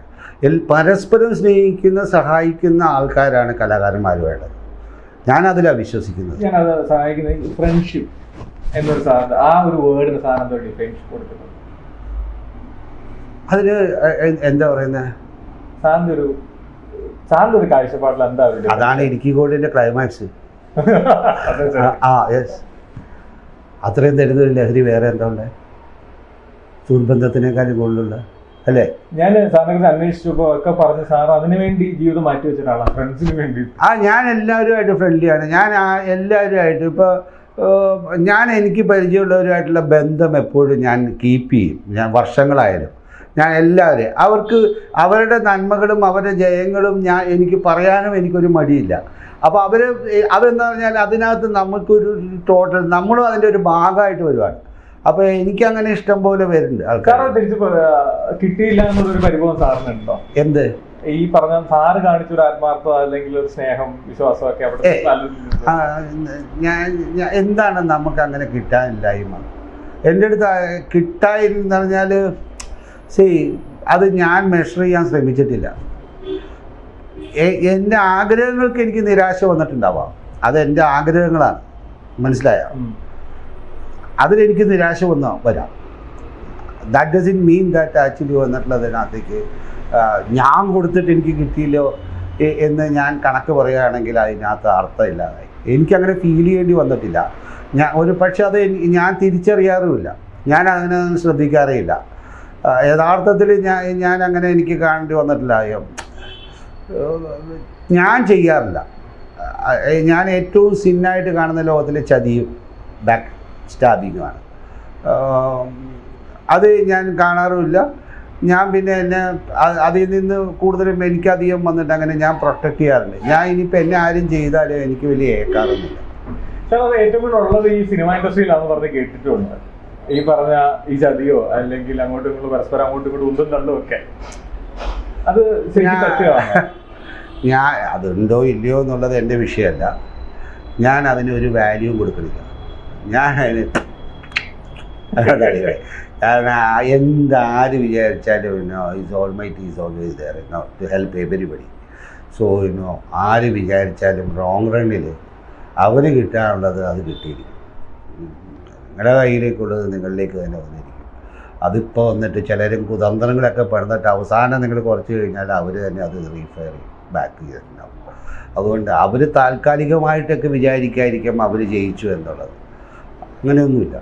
അതൊക്കെ ഞാൻ എൻ്റെ ജീവിതത്തിൽ കണ്ടേക്കുന്നത് വന്നിട്ട് ഇത്രയും നാളായില്ലേ, ഇനിയിപ്പോൾ ഇനി എത്ര നാൾ. അതുകൊണ്ട് ഞാനതിനെ അങ്ങനെ ഞാൻ വലിയൊരു വാല്യൂ നെഗ്ലക്റ്റ് ചെയ്യാന്ന് പറഞ്ഞാൽ അവൻ മണ്ടൻ ഞാൻ പറയുള്ളൂ. ആ ചെയ്യുന്നവൻ മണ്ടൻ. കാരണം അതെല്ലാം അവനെ പിന്നീട് അവന് ബാക്ക് ഫെയർ ചെയ്യും. ഒന്നില്ലെങ്കിൽ അവന് മനസ്സാക്ഷിയെങ്കിലും അവന് ബാക്ക് ഫെയർ ചെയ്യും. അവൻ എവിടെയെങ്കിലും ഒരു സ്ഥലത്ത് വെച്ചിട്ട് അതത് ലോകത്തിൻ്റെ ഒരു നീതിയാണ്. അത് അവൻ തന്നെയാണ് അതിൻ്റെ കുഴി പറിക്കുന്നത്. മനസ്സിലായോ? അത് താൽക്കാലികമായിട്ട് അവന് മറ്റവന് വന്നിരിക്കുന്ന വീഴ്ചയിൽ അവന് ഭയങ്കര ജയമുണ്ടായാലും, മനസ്സിലായോ, അത് അവന് പിന്നീട് ബാക്ക് ഫെയർ ചെയ്തിട്ടുണ്ട്. നിങ്ങളത് തന്നെ ഒന്ന് ആലോചിച്ച് നോക്ക്. ഇപ്പോൾ ഇരിക്കുന്ന ലെവലിൽ നിന്ന് ഒരു 4-5 വർഷം മുമ്പ് നിങ്ങൾ അങ്ങനെ ഫീൽ ചെയ്തിരിക്കുന്ന ആൾക്കാർക്ക് പിന്നീടുണ്ടായ മാറ്റങ്ങൾ എന്താണെന്ന് നിങ്ങളൊന്ന് ശ്രദ്ധിച്ചു നോക്ക്. ശരിയാണോ ഞാൻ പറഞ്ഞത്? അത്രേ ഉള്ളൂ. അത് നമ്മുടെ വിവേകം നമ്മളാണ് തീരുമാനിക്കേണ്ടത് എങ്ങനെ നമ്മൾ നമ്മുടെ ജീവിതത്തിനെ കൊണ്ടുപോകണം എന്നുള്ളത്. നമുക്ക് ദുഷിച്ച രീതിയിൽ പോവാം, നന്മയുടെ പാതയിലൂടെയും പോവാം. വന്നിട്ട്. അതിൻ്റെ അർത്ഥം എന്ന് പറഞ്ഞാൽ നമ്മൾ ബുദ്ധരാമാനൊന്നുമല്ല യഥാർത്ഥത്തിൽ. മിനിമം ക്വാളിറ്റി കീപ്പ് ഒരു അത് തന്നെ ഒരു ജെന്റിൽമാനായിട്ടില്ലെങ്കിലും ഒരു മിനിമം പ്രവൃത്തി, ഒരു സോഷ്യൽ അതിൻ്റെ ഒരു കോഡ് കറക്റ്റായിട്ടെങ്കിലും കൊണ്ടുവന്ന് മെയിൻറ്റെയിൻ ചെയ്ത് ഒരു ഹാർമണി ഉണ്ടാക്കാനായിട്ട് നമ്മൾ ശ്രമിക്കുക, അതിൻ്റെ ഭാഗമാവുക. ഒരു കയോസിലേക്കല്ല നമ്മൾ പോകുന്നത്. ഞാൻ സാറിനെ പറ്റി ഒരാൾ ഇട്ടിരുന്ന ഒരു കുറിപ്പ് ഞാൻ ഫേസ്ബുക്കിൽ വായിച്ചിട്ടുണ്ടായിരുന്നു. അതിനകത്ത് വിശദമായിട്ട് സാറിനെ കുറിച്ച് എഴുതിയിട്ടുണ്ട്. സിനിമ അവർക്ക് ആവശ്യമുണ്ടെങ്കിൽ അവരെന്നെ വിളിക്കും, ഞാൻ പോയി ചെയ്യും. ഞാൻ സിനിമയിൽ തന്നെ ഉണ്ടല്ലോ, അതിന് ഞാൻ എവിടെ പോയി എന്നുള്ളൊരു ചോദ്യം. മെയിൻ ഫ്രെയിമിൽ വരുന്നെങ്കിൽ മാത്രമേ നമുക്ക് സിനിമയിൽ വർക്ക് ചെയ്യാൻ പറ്റുമോ എന്ന രീതിയിൽ സാറ് പറഞ്ഞിട്ടുള്ള ഒരു കോട്ട് എടുത്ത് അദ്ദേഹം ഫേസ്ബുക്കിൽ ഇട്ടിട്ടുണ്ടായിരുന്നു. ആ ചോദ്യം തന്നെ എനിക്കും. സാറിന് നമുക്ക് ഈ പറഞ്ഞ മെയിൻ ഫ്രെയിമിൽ വരണമെന്നില്ല സിനിമയിൽ പ്രവർത്തിക്കാനും സിനിമയോട് ഇഷ്ടം കാണിക്കാനും, അല്ലേ? അല്ല, ഞാൻ I sleep cinema, I drink cinema, I eat cinema, like I dream cinema. So എന്നെ സംബന്ധിച്ചിടത്തോളം എല്ലാ സമയവും സിനിമയാണ്. ഞാൻ എന്ത് കണ്ടിരിക്കുന്നതും സിനിമയിലൂടെയാണ്. ഞാൻ എന്തെല്ലാമായിട്ടുണ്ടോ അത് ഞാൻ സിനിമ എന്ന മാധ്യമത്തിലൂടെ പഠിച്ച് അതിലേക്ക് പിന്നെ എത്തിയിരിക്കുകയാണ്. അതിലെല്ലാം വന്നൊരു സിനിമാറ്റിക് ടച്ചും ഉണ്ടാവും. ഞാൻ എന്ത് ചെയ്താൽ, ഞാനിപ്പോൾ ഇന്ത്യയിൽ ഡിസൈൻ ചെയ്താലും ആർക്കിടെക്ചർ വർക്ക് ചെയ്താലും സ്റ്റീൽ വർക്ക് ചെയ്ത് കഴിഞ്ഞാലും ഫിലിം ഫെസ്റ്റിവൽ, അത് ഡെഫിനറ്റാണ്. എന്നെ എന്ത് പരിപാടി എന്നെ ചെയ്ത് കഴിഞ്ഞാലും വന്നിട്ടുള്ളത്. കാരണം ഞാൻ സിനിമേനെ അത്രയധികം ഇഷ്ടപ്പെട്ടുകൊണ്ട് ഞാൻ തിയേറ്ററുകളിൽ എൻ്റെ ചെറുപ്പത്തിൽ വന്നിട്ടുള്ള എല്ലാ ദിവസവും ഏത് സമയവും സിനിമകൾ കാണുന്ന എടുത്തണം. ഞാൻ 2-3 ദിവസമൊക്കെ ഒരുമിച്ച് സിനിമകൾ ഞാൻ ഈ വീഡിയോ ഇറങ്ങിയ സമയത്ത് ഇരുന്ന് കണ്ടിട്ട് ഒഴിവുണ്ടെങ്കിൽ 3 ദിവസമൊക്കെ വന്നിട്ടുള്ളതിനകത്ത് ഉറക്കം ഉളച്ചുകൊണ്ട് അന്നേരം കിടന്ന് ഇങ്ങനെ തൂങ്ങും. ഉറക്കം എടുക്കുമ്പോൾ സിനിമ ഓൺ ചെയ്തുകൊണ്ടിരിക്കുന്നുണ്ടാവും. അങ്ങനെ ഞങ്ങൾ സിനിമ കാണുന്ന ആൾക്കാരാണ്. അത് ആലോചിക്കുക. ആ തരത്തിൽ എനിക്കങ്ങനെ അത് ഭയങ്കര, കാരണം അതൊരു ക്രിയേറ്റിവിറ്റി അതിനകത്തുണ്ട്. അതിനെ മനസ്സിലാക്കുക, അതിനെ പഠിച്ചത് കൊണ്ടായിരിക്കും. അപ്പോൾ അതിൻ്റെ ഓരോ അംശങ്ങളെ മനസ്സിലാക്കുകയും പഠിക്കുകയും ചെയ്യുമ്പോൾ ഭയങ്കര എനർജി നമുക്കുണ്ടാവും ശരിക്കും. എനിക്ക് സാറിന്റെ കാലഘട്ടത്തിൽ നിന്ന് ഇപ്പോഴത്തെ കാലഘട്ടത്തിലേക്ക് വന്നു സിനിമ എന്ന് പറഞ്ഞാൽ നമ്മൾ ഈ പറഞ്ഞൊരു സാധനം ഉണ്ടല്ലോ, കൊമേഴ്ഷ്യൽ അല്ലെങ്കിൽ ഹിറ്റുകൾ. ഇപ്പൊ കണക്കുകൾ വെച്ച് നോക്കുകയാണെങ്കിൽ ഇപ്പൊ വലിയ ഹിറ്റുകളാണ്, കോടികളുടെ കണക്ക് പറയുന്നത്. പക്ഷെ സിനിമ എന്ന് പറയുന്നത് അതിന്റെ ഒരു കോർ നഷ്ടപ്പെട്ടായിട്ട് സാറിന് തോന്നുന്നുണ്ടോ? അങ്ങനെ എന്ത് അങ്ങനെയൊക്കെ പറയുന്നത് അങ്ങനെയൊന്നുമല്ല. യഥാർത്ഥത്തിൽ മലയാളം സിനിമയുടെ 80-ന് ശേഷം 80-കൾക്ക് ശേഷമുള്ള മലയാള സിനിമയുടെ സുവർണകാലമാണ് 2024 കൊമേഴ്സ്യലി. ഇറങ്ങിയ ഒട്ടുമിക്ക സിനിമകളും വൻ വിജയം. അത് it's A golden period. 80s was golden period. Quality wise അല്ല, ഇവിടെയും നല്ല ഭയങ്കര സിനിമകളാണ്. രണ്ടാമതും നമുക്ക് ആ റെസ്പെക്റ്റ് തിരിച്ച് കിട്ടിക്കൊണ്ടിരിക്കുക. നമ്മൾ മറ്റു സിനിമകളുടെ പുറകെ കൂടാതെയല്ല, മറ്റു സിനിമകൾ, ഇന്ത്യയിലുള്ള ഭാഷകളുള്ള സിനിമകൾ നമ്മളെപ്പറ്റിയാണ് സംസാരിക്കുന്നത്. എൻ്റെ എല്ലാവരും ഞാനും മലയാളവുമായിട്ട് ബന്ധമുണ്ട്, ഞാനും മലയാളമായിട്ട് ബന്ധമുണ്ടെന്ന് പറയാൻ, ഇൻഡസ്ട്രിയായിട്ട് ബന്ധമുണ്ടെന്ന് പറയാൻ മറ്റു ആൾക്കാർ വരികയാണ്. സൗത്ത് ഇന്ത്യൻ സിനിമയാണ് ആക്ച്വലി. മലയാളം സിനിമയും ഞാൻ I will say south Indian cinema is making it a very big way, very big way. And extraordinary talented people are there. അതിലെടുത്ത് പറയേണ്ട ഒരു കാര്യം കൂടിയാണ്, ഇപ്പോൾ തിയേറ്ററിൽ ഓടിക്കൊണ്ടിരിക്കുന്ന DNA എന്ന് പറയുന്ന ഒരു സിനിമ. അതിൽ നല്ല രസമുള്ള ഒരു റോളും നന്നായിട്ട് ചെയ്തിട്ടുണ്ട്. ആ സിനിമയെ കുറിച്ച് നമുക്കൊന്ന് ഷെയർ ചെയ്യാമോ? പ്ലീസ്. ഞാൻ DNA സുരേഷ് ബാബു എനിക്ക് എൻ്റെ ഒരു സുഹൃത്താണ്. അപ്പോൾ സുരേഷ് ബാബു എന്നെ ഒരു ദിവസം പെട്ടെന്ന് വിളിക്കാനോ, ഇങ്ങനെ അടിപൊളി ക്യാരക്ടറുണ്ട്, നിങ്ങൾ ചെയ്യുമോ എന്ന് ചോദിച്ചു. ഞാൻ പറഞ്ഞു പിന്നെന്താന്ന് ചോദിച്ചു. കാരണം ആ വാക്കിൽ തന്നെ ആ അടിപൊളി ആ പറയുന്ന സംഭവത്തിൽ തന്നെ ഉഗ്രൻ എന്ന് പറയുന്നത്, അപ്പം അതിൽ തന്നെ എല്ലാം അടങ്ങിയിരുന്നു ആ വാക്കിൽ തന്നെ. പിന്നെ ഞാൻ വേറെ ഒന്നും ചിന്തിച്ചില്ല, ഞാൻ ഉണ്ട് എന്ന് പറഞ്ഞു. അങ്ങനെ ഞാനത് ബെറിലായിരുന്നു, ഞാൻ തിരിച്ചു വരട്ടെ എന്ന് പറഞ്ഞു. പിന്നെ അതിൻ്റെ കുറച്ച് വർക്കുകളും പ്രോസസ്സൊക്കെ നടക്കുമായിരുന്നു. അങ്ങനെ ഞാൻ തിരിച്ച് ഈ പടത്തിൻ്റെ സമയത്താണ് വന്നിട്ട് സന്തോഷിനെ ഇങ്ങനെ സുരേഷുമായിട്ട് കണ്ട് ഞാൻ ക്യാരക്ടർ മനസ്സിലാക്കാനിടയാണ്. ആദ്യമേ തന്നെ കേട്ടപ്പോൾ തന്നെ ഈ ഡിക്കുഞ്ഞനെ പറ്റിയിട്ട് സന്തോഷ് പറഞ്ഞായിരുന്നു. ഇങ്ങനെ ഒരു ഡിസ്കോ ഡിക്കുഞ്ഞ എന്ന് പറയുന്ന ഒരു ക്യാരക്ടർ. അതിനകത്ത് ആക്ച്വലി ഒരു ഡിസ്കോ കൂടി വെച്ചിട്ടുണ്ടായിരുന്നു. എൻ്റെ എൻട്രിയിൽ വന്നിട്ട് ഒരു സ്റ്റാച്ചു ഒക്കെ ഉണ്ടാക്കി വെച്ചിട്ടുണ്ടായിരുന്നു അതിന് വേണ്ടിയിട്ട്. അപ്പോൾ ഒരു ഡാൻസ് ചെയ്യുന്ന സാധനമൊക്കെ ഞങ്ങൾ വന്ന് ഫോട്ടോഷൂട്ടിലൊക്കെ എടുത്തായിരുന്നു, ഇതൊക്കെ വെച്ച് പഴയ തരത്തിലുള്ള. പക്ഷെ അത് ലെങ്ത്തിൻ്റെ പേരിൽ അത് എഡിറ്റ് ചെയ്യപ്പെട്ടു പോയതാണ്. അങ്ങനെ കഴിഞ്ഞിട്ടാണ് പിന്നെ ഇവരെന്നെ കാണാൻ വരുന്നതൊക്കെ ആയിട്ട്. അപ്പോൾ ആ ക്യാരക്ടർ കേട്ടപ്പോൾ തന്നെ എനിക്ക് ഭയങ്കര ഇൻട്രസ്റ്റിംഗ് ആയിരുന്നു. സൂപ്പർ അടിപൊളി ക്യാരക്ടറായിട്ടുള്ള ഒരു ഫോറൻസിക് സർജൻ. സോ ഞാനത് എൻജോയ് ചെയ്ത ഒരു ക്യാരക്ടറാണ്. അപ്പോൾ അതിനുവേണ്ടി തന്നെ ഞങ്ങൾ അപ്പോൾ അതിൻ്റെ ആ സീൻ എനിക്ക് തോന്നുന്നത് തിയേറ്ററിൽ ഏറ്റവും ഭയങ്കര ഹിലേറിയസ് ആയിട്ട് എന്ന് പറയുന്ന ഒരു സീൻ ഉണ്ടല്ലോ, മറ്റേ നൂഡിൽസ്. അതാണ് എൻ്റെ ഇൻട്രഡക്ഷനിലല്ല. അതിന് ഞങ്ങൾ ചോപ്സ്റ്റിക്ക് വരുത്തി വരിക. ഇവിടെ പെട്ടെന്ന് ചോപ്സ്റ്റിക്ക് എറണാകുളത്തൊന്നും കിട്ടാനില്ല. അതിനെ ചോപ്സ്റ്റിക്ക് ഞാൻ വരുത്തിച്ചേ. അതാണ് ചോപ്സ്റ്റിക്ക് തന്നെ. അതായത് ചോപ്സ്റ്റിക്ക് വെച്ചാൽ അത് സ്റ്റൈലായിരിക്കുമല്ലോ, അല്ലെങ്കിൽ അതിന് ആ ലുക്ക് ഉണ്ടാവില്ല. അങ്ങനെ ആ ചോപ്സ്റ്റിക്ക് വരുത്തുകയും അങ്ങനെ ഞങ്ങൾ ചോപ്സ്റ്റിക്ക് വെച്ചിട്ട് ഞാൻ അതിനെ എന്തൊക്കെ ചെയ്യാൻ പറ്റും എന്നുള്ളത് ഞാൻ പ്രാക്ടീസ് ചെയ്തായിരുന്നു. അതിൻ്റെ അരഡസൻ ചോപ്സ്റ്റിക്ക് വരുത്തുക. അപ്പോൾ 2 വന്ന് മേക്കപ്പിലും 2 വന്ന് പ്രൊഡക്ഷനിലും ബാക്കി ഇരിക്കുന്നതൊക്കെ എൻ്റെ കയ്യിലും വെച്ച് അങ്ങനെ ഈ 2 സാധനം വെച്ചിട്ടുള്ളതിനകത്ത് ഒരു എനിക്ക് തോന്നുന്നു ഹാഫ് ഡസൻ പെയർ ഞാൻ ചോപ്സ്റ്റിക്ക് വരുത്തിയായിരുന്നു സിനിമയ്ക്ക് വേണ്ടി. അത് ഓൺലൈനിലാണ് വരുത്തിച്ച. നല്ല രസമുണ്ട് കാണാനൊക്കെ. അതിനകത്ത് ഒരു മരത്തിൻ്റെ ഭയങ്കര എഫക്റ്റീവ് ആണ്. ഈ പറഞ്ഞ പോലെ നമ്മളാ എടുത്ത എഫേർട്ടിന്റെ ഒരു ക്ലാഷും ആ സിനിമ ആ സമയത്ത് അല്ല, അത് നമ്മൾ ചെയ്യുമ്പോൾ തന്നെ ഭയങ്കര എനിക്ക് അങ്ങനെ പറഞ്ഞാൽ അത് ആ സീൻ എടുത്ത ദിവസം ഞാൻ കഴിഞ്ഞ 10-12 വർഷമായിട്ട് നോമ്പെടുത്തു റംസാൻ.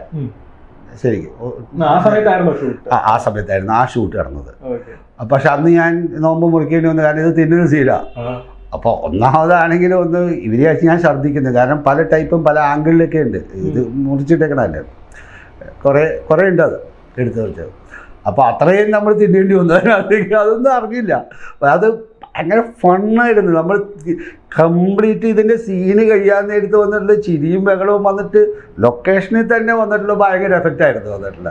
അത് ഇന്നും ഞാനിപ്പോൾ ഹാൽ എന്ന് പറഞ്ഞൊരു പടത്തിൻ്റെ ഷൂട്ടിങ്ങിനാണ് ഇതിന് വന്നിരിക്കുന്നത്.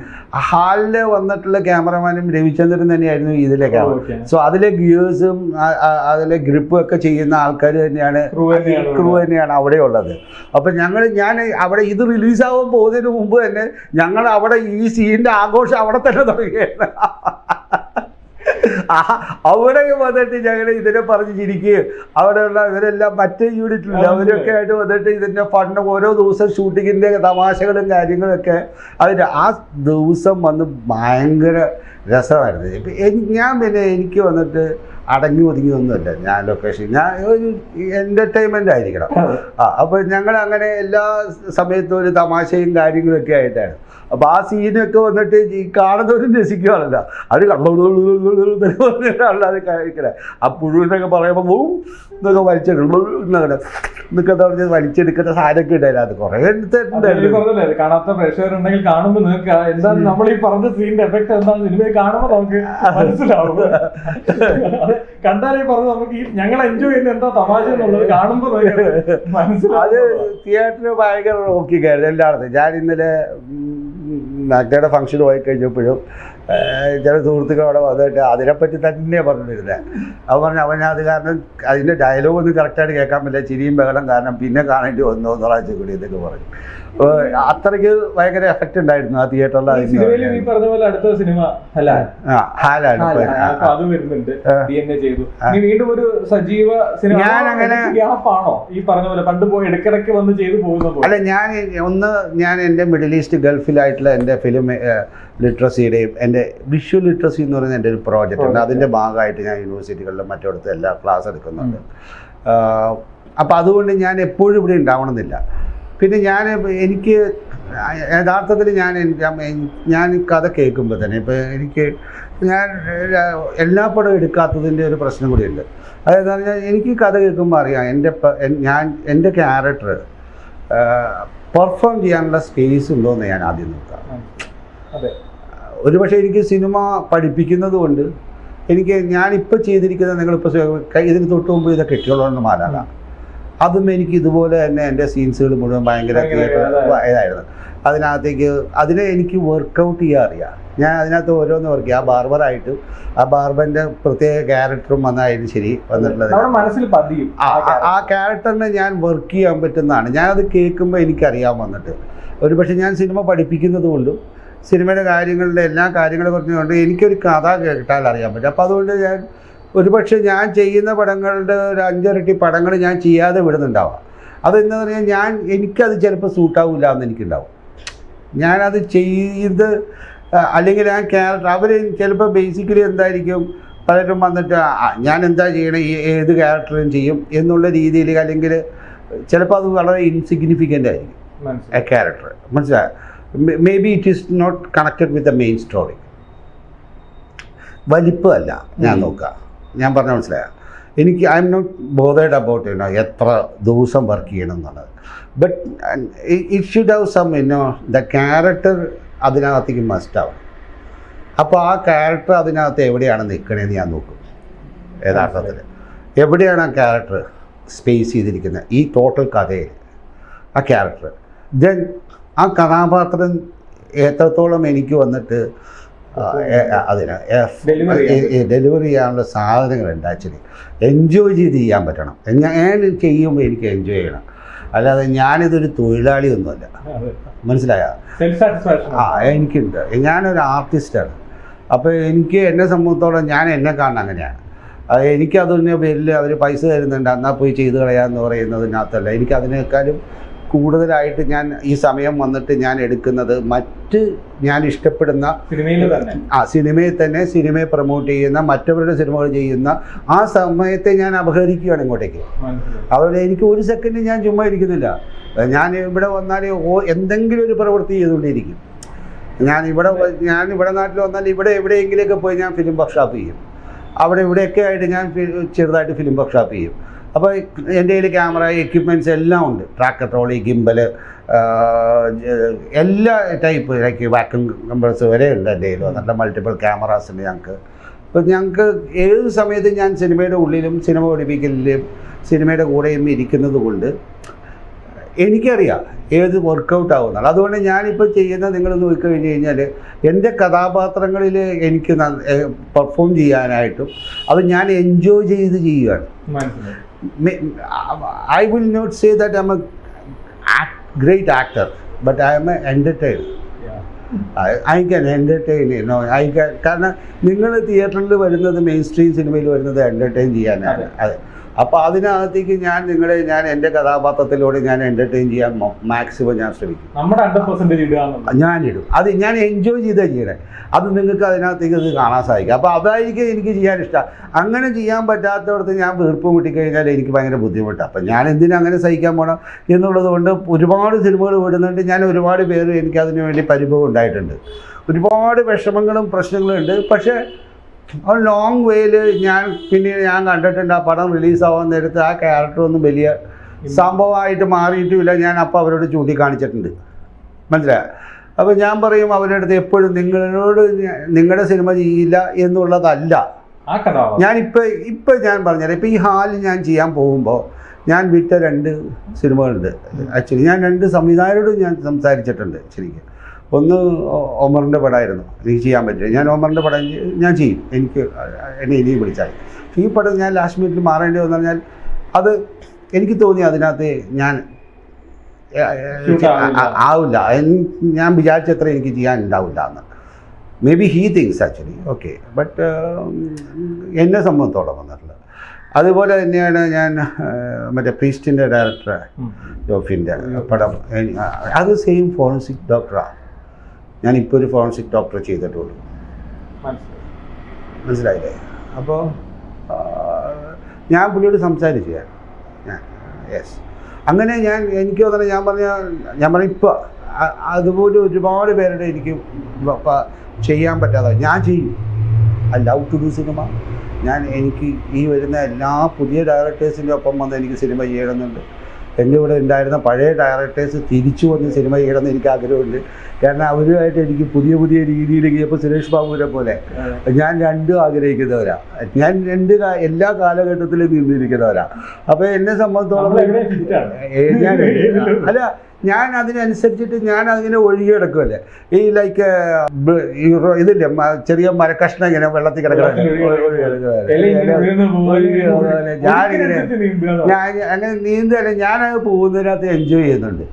It's my destiny and I accept my destiny. ഈ ഒരു കൗതുകം കൊണ്ട് കൂടെ ചോദിക്കും, ഇപ്പൊ നമ്മള് സാറിന്റെ വിളിക്കേണ്ട കാര്യം പറഞ്ഞത് ഈ അന്ന് സാറിന്റെ പേരിന്റെ കൂടെ ഡിസ്കോ എന്ന് പേര് ചേർത്തിട്ട് ആളുകൾ വിളിക്കുകയും പത്രത്തിലൊക്കെ വരും ഡിസ്കോ രവീന്ദ്രൻ എന്നുള്ളൊരു അതൊരു ടാഗ് വരുമായിരുന്നു. അത് ശരിക്കും സംഭവിച്ചതാണോ? അതെങ്ങനെ അങ്ങനെ ഒരു പേര് വന്നു? അങ്ങനെ അത് എനിക്കറിയില്ല. യഥാർത്ഥത്തിൽ ആ പേര് ആകെ ഇട്ടത് ഇടുക്കി ഗോൾഡിലാണ്.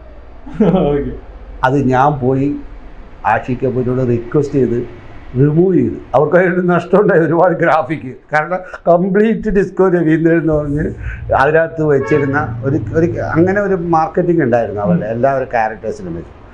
അവസാനം ഞാൻ എൻ്റെ പൊന്ന് ആഷിക്ക് ദയവ് ചെയ്ത് ആ പേര് മാറ്റണം, ഞാൻ ഇതുവരെ കേൾക്കാത്ത ആളങ്ങനെ. അതാണ് ഇതിനുവേണ്ടി നിങ്ങളെപ്പറ്റി പറയണം. പക്ഷെ ഞാൻ പറഞ്ഞു അത് നിങ്ങൾ പറയരുത് തന്നെ. ഞാൻ ആ പേരിൽ നിന്ന് രക്ഷപ്പെടാൻ ഒരുപാട് ശ്രമിച്ചിട്ട് അതിൻ്റെ കാരണമുണ്ട്. ബേസിക്കലി എന്താണെന്ന് പറഞ്ഞാൽ ഞാൻ ചെയ്യുന്ന അതിനേക്കാളും പ്രാധാന്യം അർഹിക്കുന്ന മറ്റൊരു വശം എനിക്കുണ്ട്. മനസ്സിലായോ? നിങ്ങൾ അത് വായിച്ചപ്പോൾ എന്നെ കൂടുതൽ അറിയാവുന്ന ഏറ്റവും വലിയൊരു സീനിയർ ജേർണലിസ്റ്റാണ് അത് എഴുതിയിരുന്നത്. കുറേ വർഷങ്ങളായിട്ട് അറിയാം. അതിൽ മറ്റൊരു കാര്യം അതിനകത്ത് സൂചിപ്പിച്ചിട്ടുണ്ട്. എന്തായിരുന്നു അത്? ഒരു വലിയൊരു ലൈബ്രറി എനിക്ക് സ്വന്തമായിട്ട് അറിയാം. 32,000 പുസ്തകങ്ങളാണ്. മനസ്സിലായോ? ഒറ്റ ഫിക്ഷൻ ഇല്ല, അല്ല നോൺ ഫിക്ഷൻ്റെ തന്നെ ഒരുപാട് ലോക സിനിമയുടെ DVD ഉള്ള ഒരാളാണ് ഞാൻ. ഇവിടെ എൻ്റെ 2 മോളും എല്ലാം ആയിട്ട്. അപ്പോൾ അതൊന്നും പ്രദർശനമായിട്ടില്ല. അപ്പോൾ അന്നൊക്കെ ഉണ്ടായിരുന്നു. അന്നത്തെ എല്ലാ എനിക്കങ്ങനെ 2009 ഞാൻ ഫെസ്റ്റിവൽ ചെയ്യുന്ന സമയത്ത് അതെല്ലാം ഇവിടെ വന്നതാണ് ഒരുപാട്. അപ്പോൾ ഞാനതല്ല പറഞ്ഞത്. ഞാൻ ദൃശ്യഭാഷ സാക്ഷരത എന്ന് പറയുന്ന ഒരു പ്രോജക്റ്റ് കേരളത്തിലേക്ക് ലോഞ്ച് ചെയ്ത ഒരാളാണ്. ഇമേജിനെ എങ്ങനെ വായിക്കാനും പഠിപ്പിക്കാനും എന്നുള്ളത്. ഞാൻ ഇപ്പോൾ ദ ഫ്യൂച്ചർ ഓഫ് സിനിമ എനിക്ക് തോന്നുന്നത് അത് അത്തരത്തിലുള്ള പുസ്തകം ആദ്യമായിട്ടായിരിക്കും ഇംഗ്ലീഷിൽ വരാൻ പോകുന്നതാണ്. അങ്ങനെ ഞാൻ ലോകം മുഴുവനും നടന്ന് ഈ സിനിമ ഇൻ്റർനാഷണൽ ഫിലിമുമായിട്ടുള്ള ആൾക്കാരുമായിട്ട് ബന്ധമുള്ള ഒരാളാണ്. ഞാൻ ആർട്ട് ഹൗസ് സിനിമകളിൽ എല്ലാവരുമായിട്ടുള്ള ബന്ധം എന്ന് പറയുന്നത് ഞാനുമായിട്ടുള്ള വന്നിട്ടുള്ള സംസാരിക്കുമ്പോൾ എൻ്റെ സിനിമയോടുള്ള കാഴ്ചപ്പാടാണ് അവരെന്നെ ആകർഷിക്കുന്നത് എന്നിലേക്ക്. അതുകൊണ്ടാണ് ഞാനുമായിട്ട് ബന്ധം ഉണ്ടാവുന്നത്. ഞാൻ അവരായിട്ട് സംസാരിക്കാൻ തുടങ്ങുമ്പോൾ അവർക്ക് എപ്പോഴും എന്നോട് താല്പര്യം എന്ന് പറയുന്നത് ഞാൻ ഈ ഇൻ്റർനാഷണൽ സിനിമയും അവരുടെ രാജ്യത്ത് ഇപ്പോൾ ജർമ്മൻ സിനിമയുടെ ചരിത്രവും ജർമ്മൻ സിനിമ ഇപ്പോൾ ഫ്രഞ്ച് സിനിമയുടെ ചരിത്രവും അതിൻ്റെ മാറ്റങ്ങളെക്കുറിച്ചിട്ടോ അല്ലെങ്കിൽ എല്ലാം എനിക്ക് ചെയ്യാൻ പറ്റും.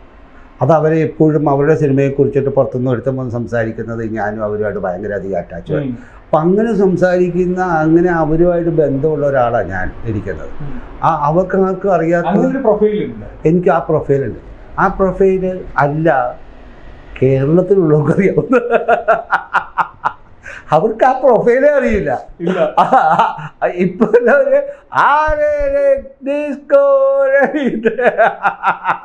ഇതാണ് നമ്മുടെ ഡിസ്കോ അല്ലേ. അതുകൊണ്ട് ഞാനതൊരു വലിയ പട്ടമായിട്ട് കയ്യിലേക്ക് വെച്ചാൽ ഞാൻ ഇഷ്ടംപോലെ വർഷം ഏറ്റവും കൂടുതൽ ഇൻവെസ്റ്റ് ചെയ്ത സമയം ചെയ്തത് പഠിക്കാനാണ്. നിങ്ങൾക്കറിയാമോ? ഇൻവെസ്റ്റ് ചെയ്തത് പഠിക്കാനാണ്, സിനിമ കാണാനും. ആക്ച്വലി എൻ്റെ വീഡിയോ ക്ലാസ്സസ് തന്നെ ഒരുപാടുണ്ട്, 1000-ഓളം വീഡിയോ ക്ലാസ്സസ്. ലിറ്ററേച്ചറിനെ കുറിച്ചിട്ടെന്ന് പറഞ്ഞാൽ എൻ്റെ ലിറ്ററേച്ചർ അനാലിസിസ് തന്നെ വന്നിട്ടുള്ള 100-400 വീഡിയോ ക്ലാസ്സസ് ഉണ്ട്. അമേരിക്കൻ പ്രൊഫസേഴ്സിൻ്റെ ലൈക്ക് ഗ്രീക്ക് ലിറ്ററേച്ചർ തൊട്ട് ഇങ്ങോട്ടേക്കുള്ളതിനെക്കുറിച്ച് എല്ലാത്തിനും അവർ വിശകലനം ചെയ്യുന്ന ഒരുപാട് സാധനങ്ങൾ അവൈലബിൾ ആയിരുന്നു. ഈ സാറിൽ നമുക്ക് ഈ കാര്യങ്ങളൊക്കെ അറിയാനും അല്ലെങ്കിൽ ഇതിനെക്കുറിച്ച് പഠിക്കാനൊക്കെ ഉള്ള സൗകര്യം എങ്ങനെ? ഞാൻ ബേസിക്കലി എൻ്റെ ഫെസ്റ്റിവൽ തുടങ്ങി കഴിഞ്ഞ ശേഷം ഈ വിഷ്വൽ ലിറ്ററസി എന്ന് പറഞ്ഞൊരു പ്ലാറ്റ്ഫോം തുടങ്ങിയതാണ്. അതുകൊണ്ടാണ് മോഹൻലാൽ അതിന് ചെയർമാനായിട്ട് ഇരുന്നത്. മോഹൻലാലിന് അറിയാം എൻ്റെ കയ്യിൽ ഇത്രയുള്ള മെറ്റീരിയൽ ഉണ്ടെന്നുള്ളതും. ഈവൻ എൻ്റെ കയ്യിൽ ഇപ്പോൾ ഞങ്ങൾ പവർ പോയിൻ്റ് ഒക്കെ ഉണ്ടായിട്ടുണ്ട്. എൻ്റെ 12,000 GB മെറ്റീരിയൽ ഉണ്ട്. ഞാനതുകൊണ്ടാണ് നടക്കുന്നത് എപ്പോഴും പല ഇതിനെക്കുറിച്ച് ക്ലാസ് എടുക്കാനായിട്ട്. ഇപ്പോൾ എൻ്റെ ദ ഫ്യൂച്ചർ ഓഫ് സിനിമ എന്ന് പറയുന്നത് തന്നെ ഞാൻ വന്നപ്പോൾ കുറിച്ചിട്ടുള്ള കംപ്ലീറ്റ് ഇൻഫർമേഷൻ കളക്ട് ചെയ്യാൻ തുടങ്ങി അതിന് ക്ലാസ് എടുക്കാനായിട്ട്. അങ്ങനെ അത് എടുത്ത് തുടങ്ങുന്ന സമയത്ത് ഞാൻ കഴിഞ്ഞ വർഷം എനിക്ക് പെട്ടെന്ന് സുഖമില്ലാതായി. ഒരു പക്ഷേ എൻ്റെ ഭക്ഷണക്രമത്തിൻ്റെയൊക്കെ ആയിട്ട് ഞാൻ പുറത്തുപോയി ഉള്ള അവിടെ പുറത്ത് ട്രാവലും മീറ്റ് ഒരുപാട് കഴിച്ചതിൻ്റെയൊക്കെ ആയിട്ട് വന്ന് എനിക്ക് യൂറിക് ആസിഡിൻ്റെ ഒരു പ്രശ്നം വന്നു. അപ്പോൾ ഞാൻ 1 മാസം കിടപ്പായി പോയി. ആ സമയത്ത് ഞാനിതിനെല്ലാം വന്നൊന്ന് ക്രോഡീകരിച്ചു. അപ്പോൾ അതിനെ ഒരു പുസ്തകമാക്കി. ഞാൻ അല്ലെങ്കിൽ ഏത് സമയത്തും വന്നിട്ടുള്ളത് എപ്പോഴും ഞാൻ എന്തെങ്കിലും ചെയ്തുകൊണ്ടിരിക്കുകയായിരിക്കും. അപ്പോൾ അതുകൊണ്ട് എന്താ പറഞ്ഞാൽ എൻ്റെ ബോഡി ആക്റ്റീവാണ്. എനിക്കങ്ങനെ അതുകൊണ്ട് എന്താ പറഞ്ഞാൽ നമ്മളെപ്പോഴും ബിസി ആയിരുന്നാലുണ്ടല്ലോ നമ്മളെ സംബന്ധിച്ചോളം നമുക്ക് മുമ്പിലേക്ക് പോകാനുള്ള ഒരു ആവേശം ഉണ്ടാവും. നമ്മൾ ഐഡിയലായിട്ട് ഇരിക്കുമ്പോഴാണ് നമുക്ക് വന്നിട്ടുള്ളത് അത് അവിടേക്കൊരു ഡബിൾ സ്പേസ് ഉണ്ടാവുന്നത്. ശരിക്കും മനസ്സിലായോ? നമ്മൾ അങ്ങനെ ആവരുത്. നമ്മൾ യു ക്യാൻ ക്രിയേറ്റ് നമ്മുടെ അംബീഷൻസിന് അനുസരിച്ചിട്ടുള്ള എന്തെങ്കിലും ഒരു പ്രവൃത്തി ചെയ്തുകൊണ്ടേ ഇരിക്കാൻ സാധിക്കും നമുക്ക്. അത് നമ്മൾ വന്നിട്ടുള്ളതിനകത്ത് എപ്പോഴും ബിസിയാക്കിക്കൊണ്ടേയിരിക്കും. ഞാനിപ്പോൾ അത് കാരണം ഏത് സമയത്ത് നോക്കിയാലും ഒരു 5-8 എണ്ണം വന്നിട്ട് ഇങ്ങനെ പെൻഡിങ് ഇങ്ങനെ എടുക്കുകയാണ്. ഇപ്പോൾ എനിക്ക് ഞാൻ അവിടെ ചെന്നിട്ട് വേണം എൻ്റെ ഫിലിം ഫെസ്റ്റിവൽ ചെയ്യാനായിട്ട്, ഞാൻ തുടങ്ങിയിരിക്കുന്ന കമ്പനിയുടെ മറ്റ് ആക്ടിവിറ്റികൾസ് ചെയ്യാനായിട്ട്. മറ്റ് കുറേ പേര് എന്നെ ഏൽപ്പിച്ചിട്ടുള്ള ഫിലിംസുകളുണ്ട് പ്രൊമോട്ട് ചെയ്യാൻ പുറത്ത്. അതിനെയൊക്കെ ഞാൻ എത്തിക്കേണ്ട അവിടുത്തെ എത്തിക്കുക. അങ്ങനെ ഒരുപാട് ദൗത്യങ്ങളുടെ ബാക്കിൽ ഞാനിപ്പോൾ തന്നെ നിൽക്കണത് വന്നിട്ട്. ഞാൻ അതേപോലെ ഹാലിൻ്റെ പടവും വന്നിട്ടുണ്ട്, ഞാൻ തീർക്കാനുണ്ട്. അതിന് ഞാൻ എപ്പോഴും വന്നിട്ടുള്ളത് ഒരു 4-5 കാര്യങ്ങൾ ഇങ്ങനെ പെൻഡിങ് വെച്ചിട്ടുണ്ട്. അങ്ങനെയാണ്. ഇപ്പോൾ അങ്ങനെ ഞാൻ ഒരുപാട് കാര്യങ്ങൾ ഞാൻ ഏറ്റെടുക്കും. ഞങ്ങളുടെ ഇപ്പം ഞാൻ പറഞ്ഞില്ലേ കൊച്ചി മെട്രോയുടെ 10ാമത് വർഷം വരുവാണ്. അതിനനുസരിച്ചിട്ട് ഒരുപാട് കാര്യങ്ങൾ ചെയ്യാനുണ്ട്. അങ്ങനെ പലതും ഉണ്ട് അതിനകത്തേക്ക്. So I am so happy and I will be happy and I want you people to be happy every time. സാറിനെ കുറിച്ച് റിസർച്ച് ചെയ്യുമ്പോൾ ഒരു കാര്യം എനിക്ക് കണ്ണിലുടക്കിയ ഒരു കാര്യമാണ്, അതോടെ ചോദിക്കാം. ജോൺ ജാഫർ ജനാത്ത് എന്ന് പറഞ്ഞിട്ടൊരു സിനിമ ഉണ്ടായിരുന്നു. അതില് വളരെ ഗംഭീരമായൊരു റോളുമായിരുന്നു. സീൻസ് എടുത്ത് നോക്കിയപ്പോഴും അതിനകത്തൊരു ഡാൻസ് ഉണ്ടായിരുന്നു. മമ്മൂട്ടിയും സാറും ഒക്കെ ആയിട്ടുള്ള ഒരു ഡാൻസ്. അപ്പോൾ സാധാരണ നമ്മൾ മമ്മൂട്ടിയെ കുറിച്ച് പറയും ഡാൻസ് ചെയ്യില്ല, പക്ഷെ ആ സിനിമയിൽ നിങ്ങൾ 3 പേരുടെ ഒരു തകർപ്പൻ പെർഫോമൻസ് ഉണ്ട്. യൂട്യൂബിൽ സെർച്ച് ചെയ്ത അത് എന്തെങ്കിലും അതിന് മെമ്മറി സാറിന് ഓർമ്മയുണ്ടോ ആ ടൈമില്? അത് ഞാൻ വേറെ ദിവസം പറയാം. ഞാനിപ്പോൾ എല്ലാ സാധനങ്ങളും ഇപ്പത്തേക്ക് തത്ത് ഞാൻ അടുത്തൊരു വീഡിയോക്കുള്ള ഒരു ചാൻസ് നഷ്ടപ്പെടുത്താൻ നോക്കുന്നില്ല. ഞാൻ അതിനെ ഇങ്ങനെ വെച്ചിട്ടുണ്ട്. കാരണം ഞങ്ങൾ ഒരുമിച്ച് ഞാനും മമ്മൂട്ടിയും രതീഷും ഒക്കെ ഭയങ്കരമായിട്ടൊരു തിക്കായിട്ട് ഞങ്ങൾ ജീവിച്ചൊരു സമയമായിരുന്നു ഈ 3 പേര്. മനസ്സിലായോ? ആ സമയത്ത് ഞങ്ങളുടെ 3 പേരുടെയും കൂടെ ഒരു ഫോട്ടോ ഉള്ള ഒരു സാധനം ഞാനതിലുണ്ടായിരുന്നു, ഫ്രണ്ട് പേജ്. ഞാൻ നടുക്ക് നിന്നുകൊണ്ട് മമ്മൂട്ടി നിന്നിട്ടില്ല. അതെല്ലാം വന്ന് ആ പടത്തിനകത്തേക്ക് ഞങ്ങളൊരു ബ്രദർ പോലെയായിരുന്നു. അതിൽ ശരിക്കും തന്നെ കുറച്ച് കഴിഞ്ഞപ്പോൾ ഞാൻ കണ്ടതാണ് മമ്മൂട്ടി ഒരു ബ്രദറിനെ പോലെ മുതയേട്ടനെ പോലെ തന്നെ അങ്ങ് പെരുമാറാൻ തുടങ്ങിയിട്ടുണ്ടായിരുന്നു. ഞാൻ ചോദിച്ചു ഇത് സിനിമയിൽ മാത്രമേ ഉള്ളൂ കേട്ടോ. അങ്ങനെയൊക്കെ ഉണ്ടായിട്ടുണ്ട്. അപ്പോൾ അത് ഇനിയൊരു അവസരത്തിൽ ഒരു മെമ്മറി ആയിട്ട് തന്നെ ഇരിക്കട്ടെ. അല്ല, ഞാൻ ഫിലിം ഫെസ്റ്റിവൽ തുടങ്ങിയില്ലേ എൻ്റെ മൺസൂൺ ഫിലിം ഫെസ്റ്റിൻ്റെ. ഞാൻ അതിന് ഭാഗമായിട്ട് 2007-2008 മലയാള സിനിമ മഹാമൂവി മേള എന്ന് പറഞ്ഞിട്ടൊരു പ്രോജക്റ്റായിട്ടാണ് അത് ചെയ്തത്. ഇൻ്റർനാഷണൽ ഫെസ്റ്റിവൽ മാറ്റി. അപ്പം മലയാള സിനിമയുടെ ഒരു ബാഡ് ടൈമായിരുന്നു. അപ്പോൾ അതിനെ ക്യാമ്പസിലേക്ക് ഇറക്കുക. അപ്പോൾ അതിന് 2007 ആയപ്പോഴത്തേക്ക് 60ാം ഇൻഡിപെൻഡൻസ് ഡേയോട് അനുബന്ധിച്ച് 60 ക്യാമ്പസുകളിൽ സിനിമാക്കാർ അവരുടെ പടങ്ങൾ ചെയ്യുക എന്നുള്ളതാണ്. അതിൻ്റെ ആക്ച്വലി ഈ പ്രോജക്റ്റ് എന്നെക്കൊണ്ട് സാധ്യമാക്കിയത് മമ്മൂട്ടി എന്നെ ഹെൽപ്പ് ചെയ്തിട്ടുണ്ട്. മമ്മൂട്ടി ആയിരുന്നു അന്ന് അതിൻ്റെ ബ്രാൻഡ് അംബാസഡർ. മമ്മൂട്ടി മോഹൻലാലും ഉണ്ട്, പക്ഷേ he was a key person. അത് ചെയ്യുമ്പോൾ ഞങ്ങൾ അതിൻ്റെ ഓഫീസ് ആരംഭിക്കുന്നത് എനിക്ക് തന്നെ മായാവിയുടെ പടത്തിൻ്റെ ഷൂട്ടിങ്ങിൻ്റെ സമയമായിരുന്നു. ഞാനിത് മമ്മൂട്ടിയോട് പറയും, മമ്മൂട്ടി അത് ഏറ്റെടുക്കുകയും അന്ന് ഫെഡറൽ ബാങ്ക് ആയിരുന്നു അതിൻ്റെ സ്പോൺസറായിട്ട് വരിക. മമ്മൂട്ടിയോട് സംസാരിച്ചിട്ട് ഞാൻ പുള്ളിയെ അവരെ കണക്ട് ചെയ്തിട്ട് മമ്മൂട്ടിയുടെ അടുത്ത് പറഞ്ഞ് ഒന്ന് സംസാരിക്കാൻ പുള്ളി അന്നേരം തന്നെ ഫോൺ കൊടുത്തപ്പോൾ സംസാരിക്കുകയും 3 സ്ഥലത്ത് പുള്ളി വരിക. ഈ ക്ലോസിങ് സെറമണി മമ്മൂട്ടിയായിരുന്നു, ഓപ്പണിംഗ് വന്നിട്ട് മോഹൻലാലായിരുന്നു. മോഹൻലാലും മമ്മൂട്ടി ഉണ്ടായിരുന്നു, പക്ഷേ മോർ ആക്റ്റീവ് മമ്മൂട്ടിയായിട്ടായിരുന്നു. അപ്പോൾ ഞാൻ അങ്ങനെ ഒരു ഈവൻ എൻ്റെ first Kochi metro short international film festival ഞാൻ ഇവിടെ ലോഞ്ച് ചെയ്തില്ലേ, മറ്റേ മക്ബൽ ബഫിനെ കൊണ്ടുവന്ന ഗവൺമെൻറ്. അത് ഒരു ഫെസ്റ്റിവൽ ആണെന്നുള്ളൂ. ഞാൻ ഭയങ്കര ആഗ്രഹത്തിൽ, അപ്പോൾ ഞാൻ അക്കാഡമിയിലെ മെമ്പറാണ്. ഞാൻ ഭയങ്കര ആഗ്രഹത്തിൽ ഒരു different type of festival organise ചെയ്താൽ അന്ന് ഞാൻ അതിൻ്റെ ഹൈലൈറ്റ് ആയിട്ട് വെച്ചാൽ മക്ബൽ ബഫ് ഫാമിലിനെ പല സ്ഥലത്തു നിന്ന് ഞാൻ കൊണ്ടുവന്നാണ്, ഓക്കെ. ഇറാനിൽ നിന്നും അവിടെ. എന്നിട്ട് ഒരു സിനിമ അതിൻ്റെ ഏറ്റവും വലിയൊരു ഫിലോസഫിക്കലി അല്ലെങ്കിൽ അതിൻ്റെ ഒരു എസൻസോ കോർ അതിൻ്റെ എന്തായിരുന്നു പറഞ്ഞാൽ ഒരു സ്റ്റേറ്റ്മെൻ്റ് ആയിരുന്നു. സിനിമ കൊണ്ട് വേറിട്ടതാണ് ഇവർ, വേർപെടപ്പെട്ടവരാണ്. മക്ബൽ ബഫ് ഇറാനിൽ നിന്ന് വന്ന് പുറത്തേക്ക് ആക്കപ്പെട്ട ഒരാളായി ആക്ച്വലി വന്നിട്ട്. Okay, it was banish from Iran and പുള്ളിക്ക് അതിന് ഫക്ത എന്താ അതിനൊരു ഇതില്ലേ പറയുന്നില്ലേ, ഫത്ത എന്താ മറ്റേ അല്ല അതന്നെ ബാൻജി അല്ല മറ്റേ അവരെ കൊല്ലുക എന്ന് പറയുന്ന ഒരു സാധനം ഉണ്ടല്ലോ ഇതിനായിട്ടൊരു ഇത് ഇറാനൊരു ഇല്ല. അവരത് പുറപ്പെടുവിച്ചിട്ടുണ്ടായിരുന്നു ഇവരുടെ മക്കൾക്കും മക്ബൽ ബഫിനൊക്കെ. കാരണം മക്ബൽ ബഫും ഫാമിലിയും അങ്ങനെ അവിടെ നിന്ന് പലായനം ചെയ്തവരാണ്. അവർ പല ദേശത്തായിട്ട് മാറുന്നു. അന്ന് അതേ സമയത്ത് അമ്മ, ബ്രദർ, സിസ്റ്ററുടെ മക്കൾ, അമ്മയൊക്കെ അവിടെയാണ്. അപ്പം അമ്മയ്ക്ക് അമ്മയുടെ കൊച്ചുമക്കളെ കണ്ടിട്ടില്ല. അങ്ങനെ കംപ്ലീറ്റ് ഫാമിലിനെ തന്നെ മക്ബൽ ബഫൽ, വൈഫ്, ഹാന, മനസ്സിലായില്ല, അത് മകൻ, ഇവരെല്ലാം ഞാൻ അവരെയും വരുത്തി. അമ്മ, സിസ്റ്റർ ആൻഡ് ഹസ്ബൻഡിനെ കണ്ടിട്ടില്ല അവരെ, കാരണം ഇവരിവിടെയല്ലേ. അപ്പോൾ കല്യാണം കഴിച്ചതും അതെല്ലാം കുട്ടികളെ ഒന്നും കണ്ടിട്ടില്ല. എല്ലാവരെയും കൂടെ ഒരുമിപ്പിക്കുന്ന ഒരു വേദിയാക്കി മാറ്റി. ദാറ്റ് വാസ് എൻ്റെ ജീവിതത്തിൽ ഞാൻ ചെയ്ത ഏറ്റവും വലിയൊരു കാര്യം എന്ന് പറയുന്ന, എന്നെ കൊണ്ട് ചെയ്യാൻ പറ്റിയ, ഞാൻ സിനിമയെ സ്നേഹിച്ചതിൽ വന്നിട്ട് സിനിമ കൊണ്ട് വേർപെടേണ്ടി വന്ന അവരെ ഞാൻ സിനിമയുടെ വേദിയിലേക്ക് എനിക്ക് ഒരുമിച്ച് കൊണ്ടുപോയി വേദിയിലേക്ക് കയറ്റി അമ്മയെ കൊണ്ട് ഞാൻ തിരികെ കത്തിക്കുകയില്ല. എന്നോട് പോകുമ്പോൾ മക്ബൽ ബഫിൻ്റെ അമ്മ വിളിച്ചാൽ നീ എൻ്റെ മോനെ പോലെയാണ്.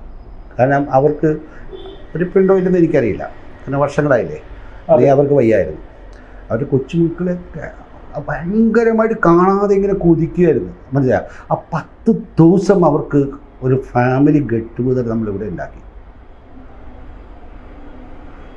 മനസ്സിലായത്. അങ്ങനൊരു വേദി ഞാൻ ഒരുക്കാൻ പറ്റി. ഞാൻ എൻ്റെ ജീവിതത്തിൽ എന്ത് അച്ചീവ് ചെയ്തിട്ടുണ്ട്, സിനിമ എനിക്ക് തന്നിട്ടുണ്ടെങ്കിൽ ഞാൻ സിനിമയ്ക്ക് എന്ത് തിരിച്ചു കൊടുത്തിട്ടുണ്ട് എന്ന് എനിക്ക് പറയാൻ പറ്റുമെങ്കിൽ എനിക്ക് സ്വന്തമായിട്ട് അഭിമാനത്തോടെ പറയാൻ പറ്റും. സിനിമ കാരണം വേർപെടേണ്ട ഒരു ഫാമിലിയെ സിനിമ എന്ന മാധ്യമത്തിൻ്റെ ഫെസ്റ്റിവലിലൂടെ എനിക്ക് ഒന്നിപ്പിക്കാൻ പറ്റും. എല്ലാവരും ശരി, ഈ 10-14 പേര്. ഐ തിങ്ക് ഇതാണ് എൻ്റെ ഏറ്റവും വലിയൊരു, ഞാൻ എന്ത് നേടി, എന്ത് ചെയ്തു എന്ന് ആർക്കെങ്കിലും എന്നോട് എന്ത് വേണമെങ്കിലും ചോദിക്കാം, ഒന്നുമില്ലാന്ന് എനിക്ക് പറയാം. പക്ഷേ ബട്ട് ദിസ് ഞാൻ made it possible, they could. അത് എന്നെ അമ്മ പിടിക്കുമ്പോൾ ഞാൻ ഫീൽ ചെയ്തു, ഞാൻ വിറയ്ക്കായിരുന്നു ശരിക്കും. എന്നെക്കൊണ്ട് ഇത് ചെയ്യാൻ പറ്റിയില്ലോ, എനിക്ക് ഈ അമ്മയ്ക്ക് ഒന്ന് സന്തോഷം ചെയ്യാൻ കൊടുക്കാൻ പറ്റിയില്ലോ, ഇതിലപ്പുറം ഞാൻ എന്ത് ഞാൻ അച്ചീവ് ചെയ്യണം? എനിക്കെല്ലാം ദൈവം തരുന്നുണ്ട്. ഞാൻ ആഗ്രഹിക്കുന്ന, ഞാൻ എ ഡ്രീം ചേസർ ബേസിക്കലി. ഞാൻ വളരെ ഇമോഷണലുമാണ്. ഞാൻ ഇത്തരം കാര്യങ്ങളെ പറ്റി ചിന്തിക്കുമ്പോൾ എൻ്റെ മനസ്സ് നിറയും. ഞാൻ വികാരിതനാവും ശരിക്കും. Maybe that is why I love cinema. Okay, ശരിക്കും സിനിമ എന്ന് പറയുമ്പോൾ സാറിന്റെ കണ്ണിൽ ഇങ്ങനെ വെള്ളം അറിയാണ്ട്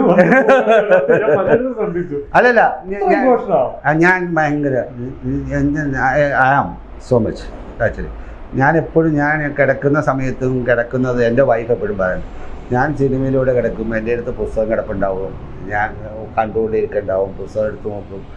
ഇപ്പോൾ എനിക്ക് വന്നിട്ട് ഉള്ള കാരണം വന്ന് ഒരുപാട് കാര്യങ്ങൾ ഒക്കെ PDF ആക്കി വെച്ചേക്കും. അപ്പോൾ അത് കാരണം എല്ലാം ഉണ്ട്. ഞാൻ അപ്പം തന്നെ അതിനെ നോക്കും, റെഫർ ചെയ്യും, അപ്പം തന്നെ കാണും. അങ്ങനെ ഞാൻ അതിലൂടെ തന്നെ ജീവിക്കുന്നത്. ഞാൻ ഉറങ്ങുമ്പോൾ ഇന്നലെയും എനിക്ക് തോന്നുന്ന 3 മണി 4 മണി ആയിട്ടുണ്ടാവും. ഞാൻ ആയിക്കഴിഞ്ഞാൽ ഏറ്റവും ഏത് സമയത്ത് ഞാൻ 1-2 സിനിമകളിൽ എവിടെയാണ് ഞാൻ ഒരു 3-4 മണിക്കൂറെങ്കിലും ഞാൻ ഈ ചലിക്കുന്ന ചിത്രത്തിലായിരിക്കും ഒരു ദിവസം. സിനിമയിൽ ജീവിക്കാന്ന് പറഞ്ഞ എനിക്കറിയില്ല, ഞാൻ ഭയങ്കരമായിട്ട് അതിനകത്ത് കണക്ട് ആയത് സിനിമ എന്ന് പറയുന്നത് ഏത് പോയിന്റിലായിരിക്കും ഒരു പക്ഷേ? ഞാൻ എൻ്റെ ചെറുപ്പത്തിൽ എനിക്ക് തന്നെ ആദ്യമായിട്ട് ഞാൻ കണ്ട സിനിമ ലോറൻ ഹാർഡിയുടെ സിനിമയായിരിക്കും. കാരണം എൻ്റെ അമ്മ ഡോക്ടറാണ്. അപ്പോൾ അമ്മയുടെ കൂട്ടുകാരി ഡോക്ടർ പുറത്തുനിന്ന് വന്നപ്പോൾ അവർ പുറം രാജ്യത്താണ് ജോലി ചെയ്തിരുന്നത്. ഇവർക്ക് ഒരുമിച്ച് പഠിച്ചവരാണ്. അപ്പോൾ വന്ന് ഇവിടെ താമസിച്ച സമയത്ത് ഞാൻ എൻ്റെ ഓർമ്മയിൽ ഇന്നും എനിക്കുണ്ടെങ്കിൽ അതായിരിക്കണം. കാരണം ഞാനിന്ന് ഭയങ്കര അത്ഭുതത്തോടെ തന്നെ. അപ്പോൾ അവർ ഈ ഏറ്റവും ഒരു പ്രൊജക്ടറായിട്ടാണ് വന്നത്. അപ്പോൾ അന്ന് ഈ ലോറൻ ഹാർഡിയുടെയും ചാർലി ചാപ്ലിൻ്റെയും സൈലൻറ്റ് ഫിലിമുകളുണ്ട്. അപ്പോൾ അത് ഞങ്ങൾ ഇവരുടെ വീട്ടിലേക്ക് പോയപ്പോഴത്തേക്കും അത് ഞങ്ങൾക്ക് വേണ്ടി ഇട്ട് തന്നു. അപ്പോൾ ഞാനത് ഭയങ്കരമായിട്ട് ഏതോ ലോകത്തേക്ക് പോയ പോലെയായിരുന്നു. പിന്നെ ഞാൻ ഇടയ്ക്കിടയ്ക്ക് അവിടെ പോകുമ്പോൾ ഒക്കെ വന്നിട്ട് ഇത് പറഞ്ഞ് ഈ സിനിമ ഇടുമായിരുന്നു. അങ്ങനെ തിയേറ്ററിലേക്ക് പോകാനായിട്ട് പിന്നെ ഞാൻ പറഞ്ഞ ഞങ്ങൾക്ക് ഇവിടെ ജോലിക്കാരുണ്ടായിരുന്നല്ലോ, അവരുടെ കൂടെ ഞാൻ വന്ന് പിടിച്ച് കാലിച്ച് പോയിട്ടുള്ള പിന്നെ കുറച്ചും കൂടി ആയിക്കഴിഞ്ഞപ്പോൾ ഞാൻ പറഞ്ഞ സിനിമകൾ കാണാനായിട്ടുള്ള പോകാനായിട്ട് എന്നെ നടത്തിക്കൊണ്ട് പോകാൻ പറ്റും. കൊണ്ടുപോകുന്ന സ്കൂളിലേക്ക് അവരുടെ കൂടെ സിനിമയ്ക്ക് പോകും. അവരൊക്കെ കൊണ്ടുവന്നിട്ടുള്ളതിനകത്തേക്ക് ഒഴിവ് സമയങ്ങളിലേക്ക് സിനിമയ്ക്ക് കൊണ്ടുപോകാറ്. ഞായറാഴ്ച മാത്രമേ ഇവിടെ മാറ്റിനേ ഉള്ളൂ. നൈറ്റ് എൻ്റെ ഫാമിലി ഒന്നും സിനിമ കാണാൻ പോകില്ല. അവരാരും സിനിമ കാണാൻ പോകും. എൻ്റെ മദറും സിനിമ കാണാറില്ല, ഫാദറും സിനിമ കണ്ടോ എനിക്ക് ഓർമ്മയില്ല. ഞങ്ങൾ ഫാമിലി ആയിട്ട് സിനിമ കണ്ടിട്ടേ ഇല്ല. അത് ഞങ്ങളും പോയി തിയേറ്ററിൽ പോയി കണ്ടിട്ടില്ല. ഞങ്ങളിങ്ങനെ DVD മാത്രമാണ് ഈ വേൾഡ് സിനിമ കണ്ടത് എൻ്റെ മക്കൾ കൂടുതലും ആദ്യകാലത്ത്. അപ്പോൾ അത് ആയിരിക്കും എന്നെ ആകർഷിച്ചത്. എനിക്കിപ്പോഴും ഏറ്റവും ഭയങ്കര ഇഷ്ടമുള്ള സിനിമകൾ ഈ മാസ്റ്റേഴ്സിൻ്റെ സിനിമയുണ്ടെങ്കിലും വന്നിട്ടുള്ളത് എനിക്ക് ലോറൻ ഹാർഡിയും ചാർലി ചാപ്ലിയും അതേപോലെ തന്നെ ഡൊണാൾഡ് ഡക്കും ലൈക്ക് കാറ്റ് ആൻഡ് മൗസ് ഇല്ലേ വന്നിട്ട് ടോം ആൻഡ് ജെറി. എൻ്റെ അമ്മ ഞാനിങ്ങനെ ഇഷ്ടം പോലെ മണിക്കൂറുകൾ കണ്ടുകൊണ്ടിരിക്കും. അത് എനിക്ക് ഭയങ്കര ഇഷ്ടം. ഞാൻ എന്തെങ്കിലും ഒരു ടെൻഷൻ എനിക്കുണ്ടായാൽ ഞാൻ ഈ ടോം ആൻഡ് ജെറി ഇട്ടാൽ ഞാൻ ആ പ്രശ്നം പറഞ്ഞിട്ടുണ്ടാവും. കാരണം ഇവന്മാരെയൊക്കെ മൂവ്മെൻ്റൊക്കെ ഭയങ്കര രസമാണ് ശരിക്കും വന്നിട്ട്. ശരിക്കും എന്ന് പറഞ്ഞാൽ ഭയങ്കര രസകരമായിട്ട് മലയാളികളെ തമിഴിലൊക്കെ മനുഷ്യനെ വിറപ്പിച്ച ഒരു വില്ലന്റെ ഇഷ്ട സിനിമ ടോം ആൻഡ് ജെറി എന്ന് പറയുന്നത് അത് അങ്ങനെയല്ല, അത് അഭിനയമല്ലേ ശരിക്കും. അല്ല, ഞാൻ സ്ട്രീറ്റ് ഫൈറ്ററായിട്ട് ജീവിച്ചിട്ടുള്ള എടുത്തല്ല. അതുകൊണ്ട് ഞാൻ ബേസിക്കലി വന്നിട്ട് ഈ വലിപ്പം വെച്ചിട്ട് ഒരു ക്രൗഡിലൊക്കെ ഫൈറ്റ് ചെയ്യണത് ആ സമയത്തൊക്കെ നിന്നുകൊണ്ട് എനിക്കറിയാൻ മതി ആ ഫിറോഷ്യസ് എന്ന് പറയുന്ന ഒരു സാധനം എല്ലാവരും മനസ്സിലായ ഒരു ടൈഗർ മെന്റാലിറ്റി എന്ന് പറഞ്ഞാൽ അത് ശരിക്കും വന്നിട്ട്. അപ്പോൾ അത് കാരണം എന്നിൽ അത് വരുത്താനായിട്ടൊരു അല്ലെങ്കിൽ അതായിട്ട് വരാനായിട്ടൊന്നും വലിയൊരു പ്രശ്നമല്ല. കാരണം I am an emotional man actually. So basically വന്നിട്ടുള്ള as an actor it is easy for me to actually അത് വർക്കൗട്ട് ചെയ്യാനായിട്ട്. സിനിമയിൽ ജീവിച്ച് സിനിമയിൽ തന്നെ നിന്ന് സിനിമയിൽ നിന്ന് ഉറങ്ങി സിനിമയെ തന്നെ ഭക്ഷിച്ച് ജീവിക്കുന്ന ഒരു മനുഷ്യൻ ക്യാപ്ഷൻ കൊടുക്കേണ്ടി വരും അല്ലേ? എനിക്കതാ ഇഷ്ടം. എനിക്കെന്ന് പറഞ്ഞാൽ യഥാർത്ഥത്തിൽ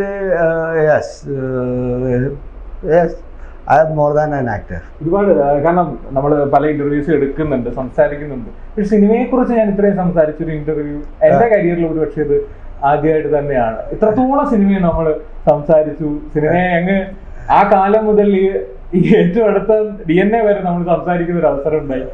ഒരുപാട് സന്തോഷം സാർ. കാരണം ശരിക്കും നമ്മുടെ സിനിമയിലൂടെ ഞാൻ ഇരുന്ന ഈ സമയം എനിക്കും പല ഇമോഷനിലേക്ക് കൊണ്ട് പല കാര്യങ്ങൾ ഓർത്ത് പല കാര്യങ്ങൾ പറഞ്ഞ് ഒരുപാട് അറിവുകൾ കിട്ടി. ചിലപ്പോൾ ഇത് കാണുന്നവർക്കും ഒരു പക്ഷേ ഇത് വളരെ ഉപകാരം ചെയ്യുന്നതായിരിക്കും. അപ്പോൾ ഈ സിനിമയെ തേടി അല്ലെങ്കിൽ സിനിമയെ ആഗ്രഹിക്കുന്ന ഒരുപാട് പേര് വരുന്നുണ്ട്. അപ്പൊ അതിനൊരു അവസരം അവർക്കും ലഭിക്കട്ടെ സാറിന്റെ കാര്യങ്ങളൊക്കെ പഠിക്കാനും.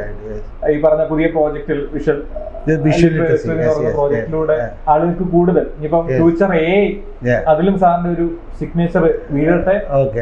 എന്താ പറയാ, മലയാള സിനിമയിൽ സാറിന്റെ പേര് നമുക്കൊരു സിഗ്നേച്ചർ ആയിട്ട് അവിടെ കിടക്കട്ടെ. മലയാള സിനിമ മാത്രം സിനിമ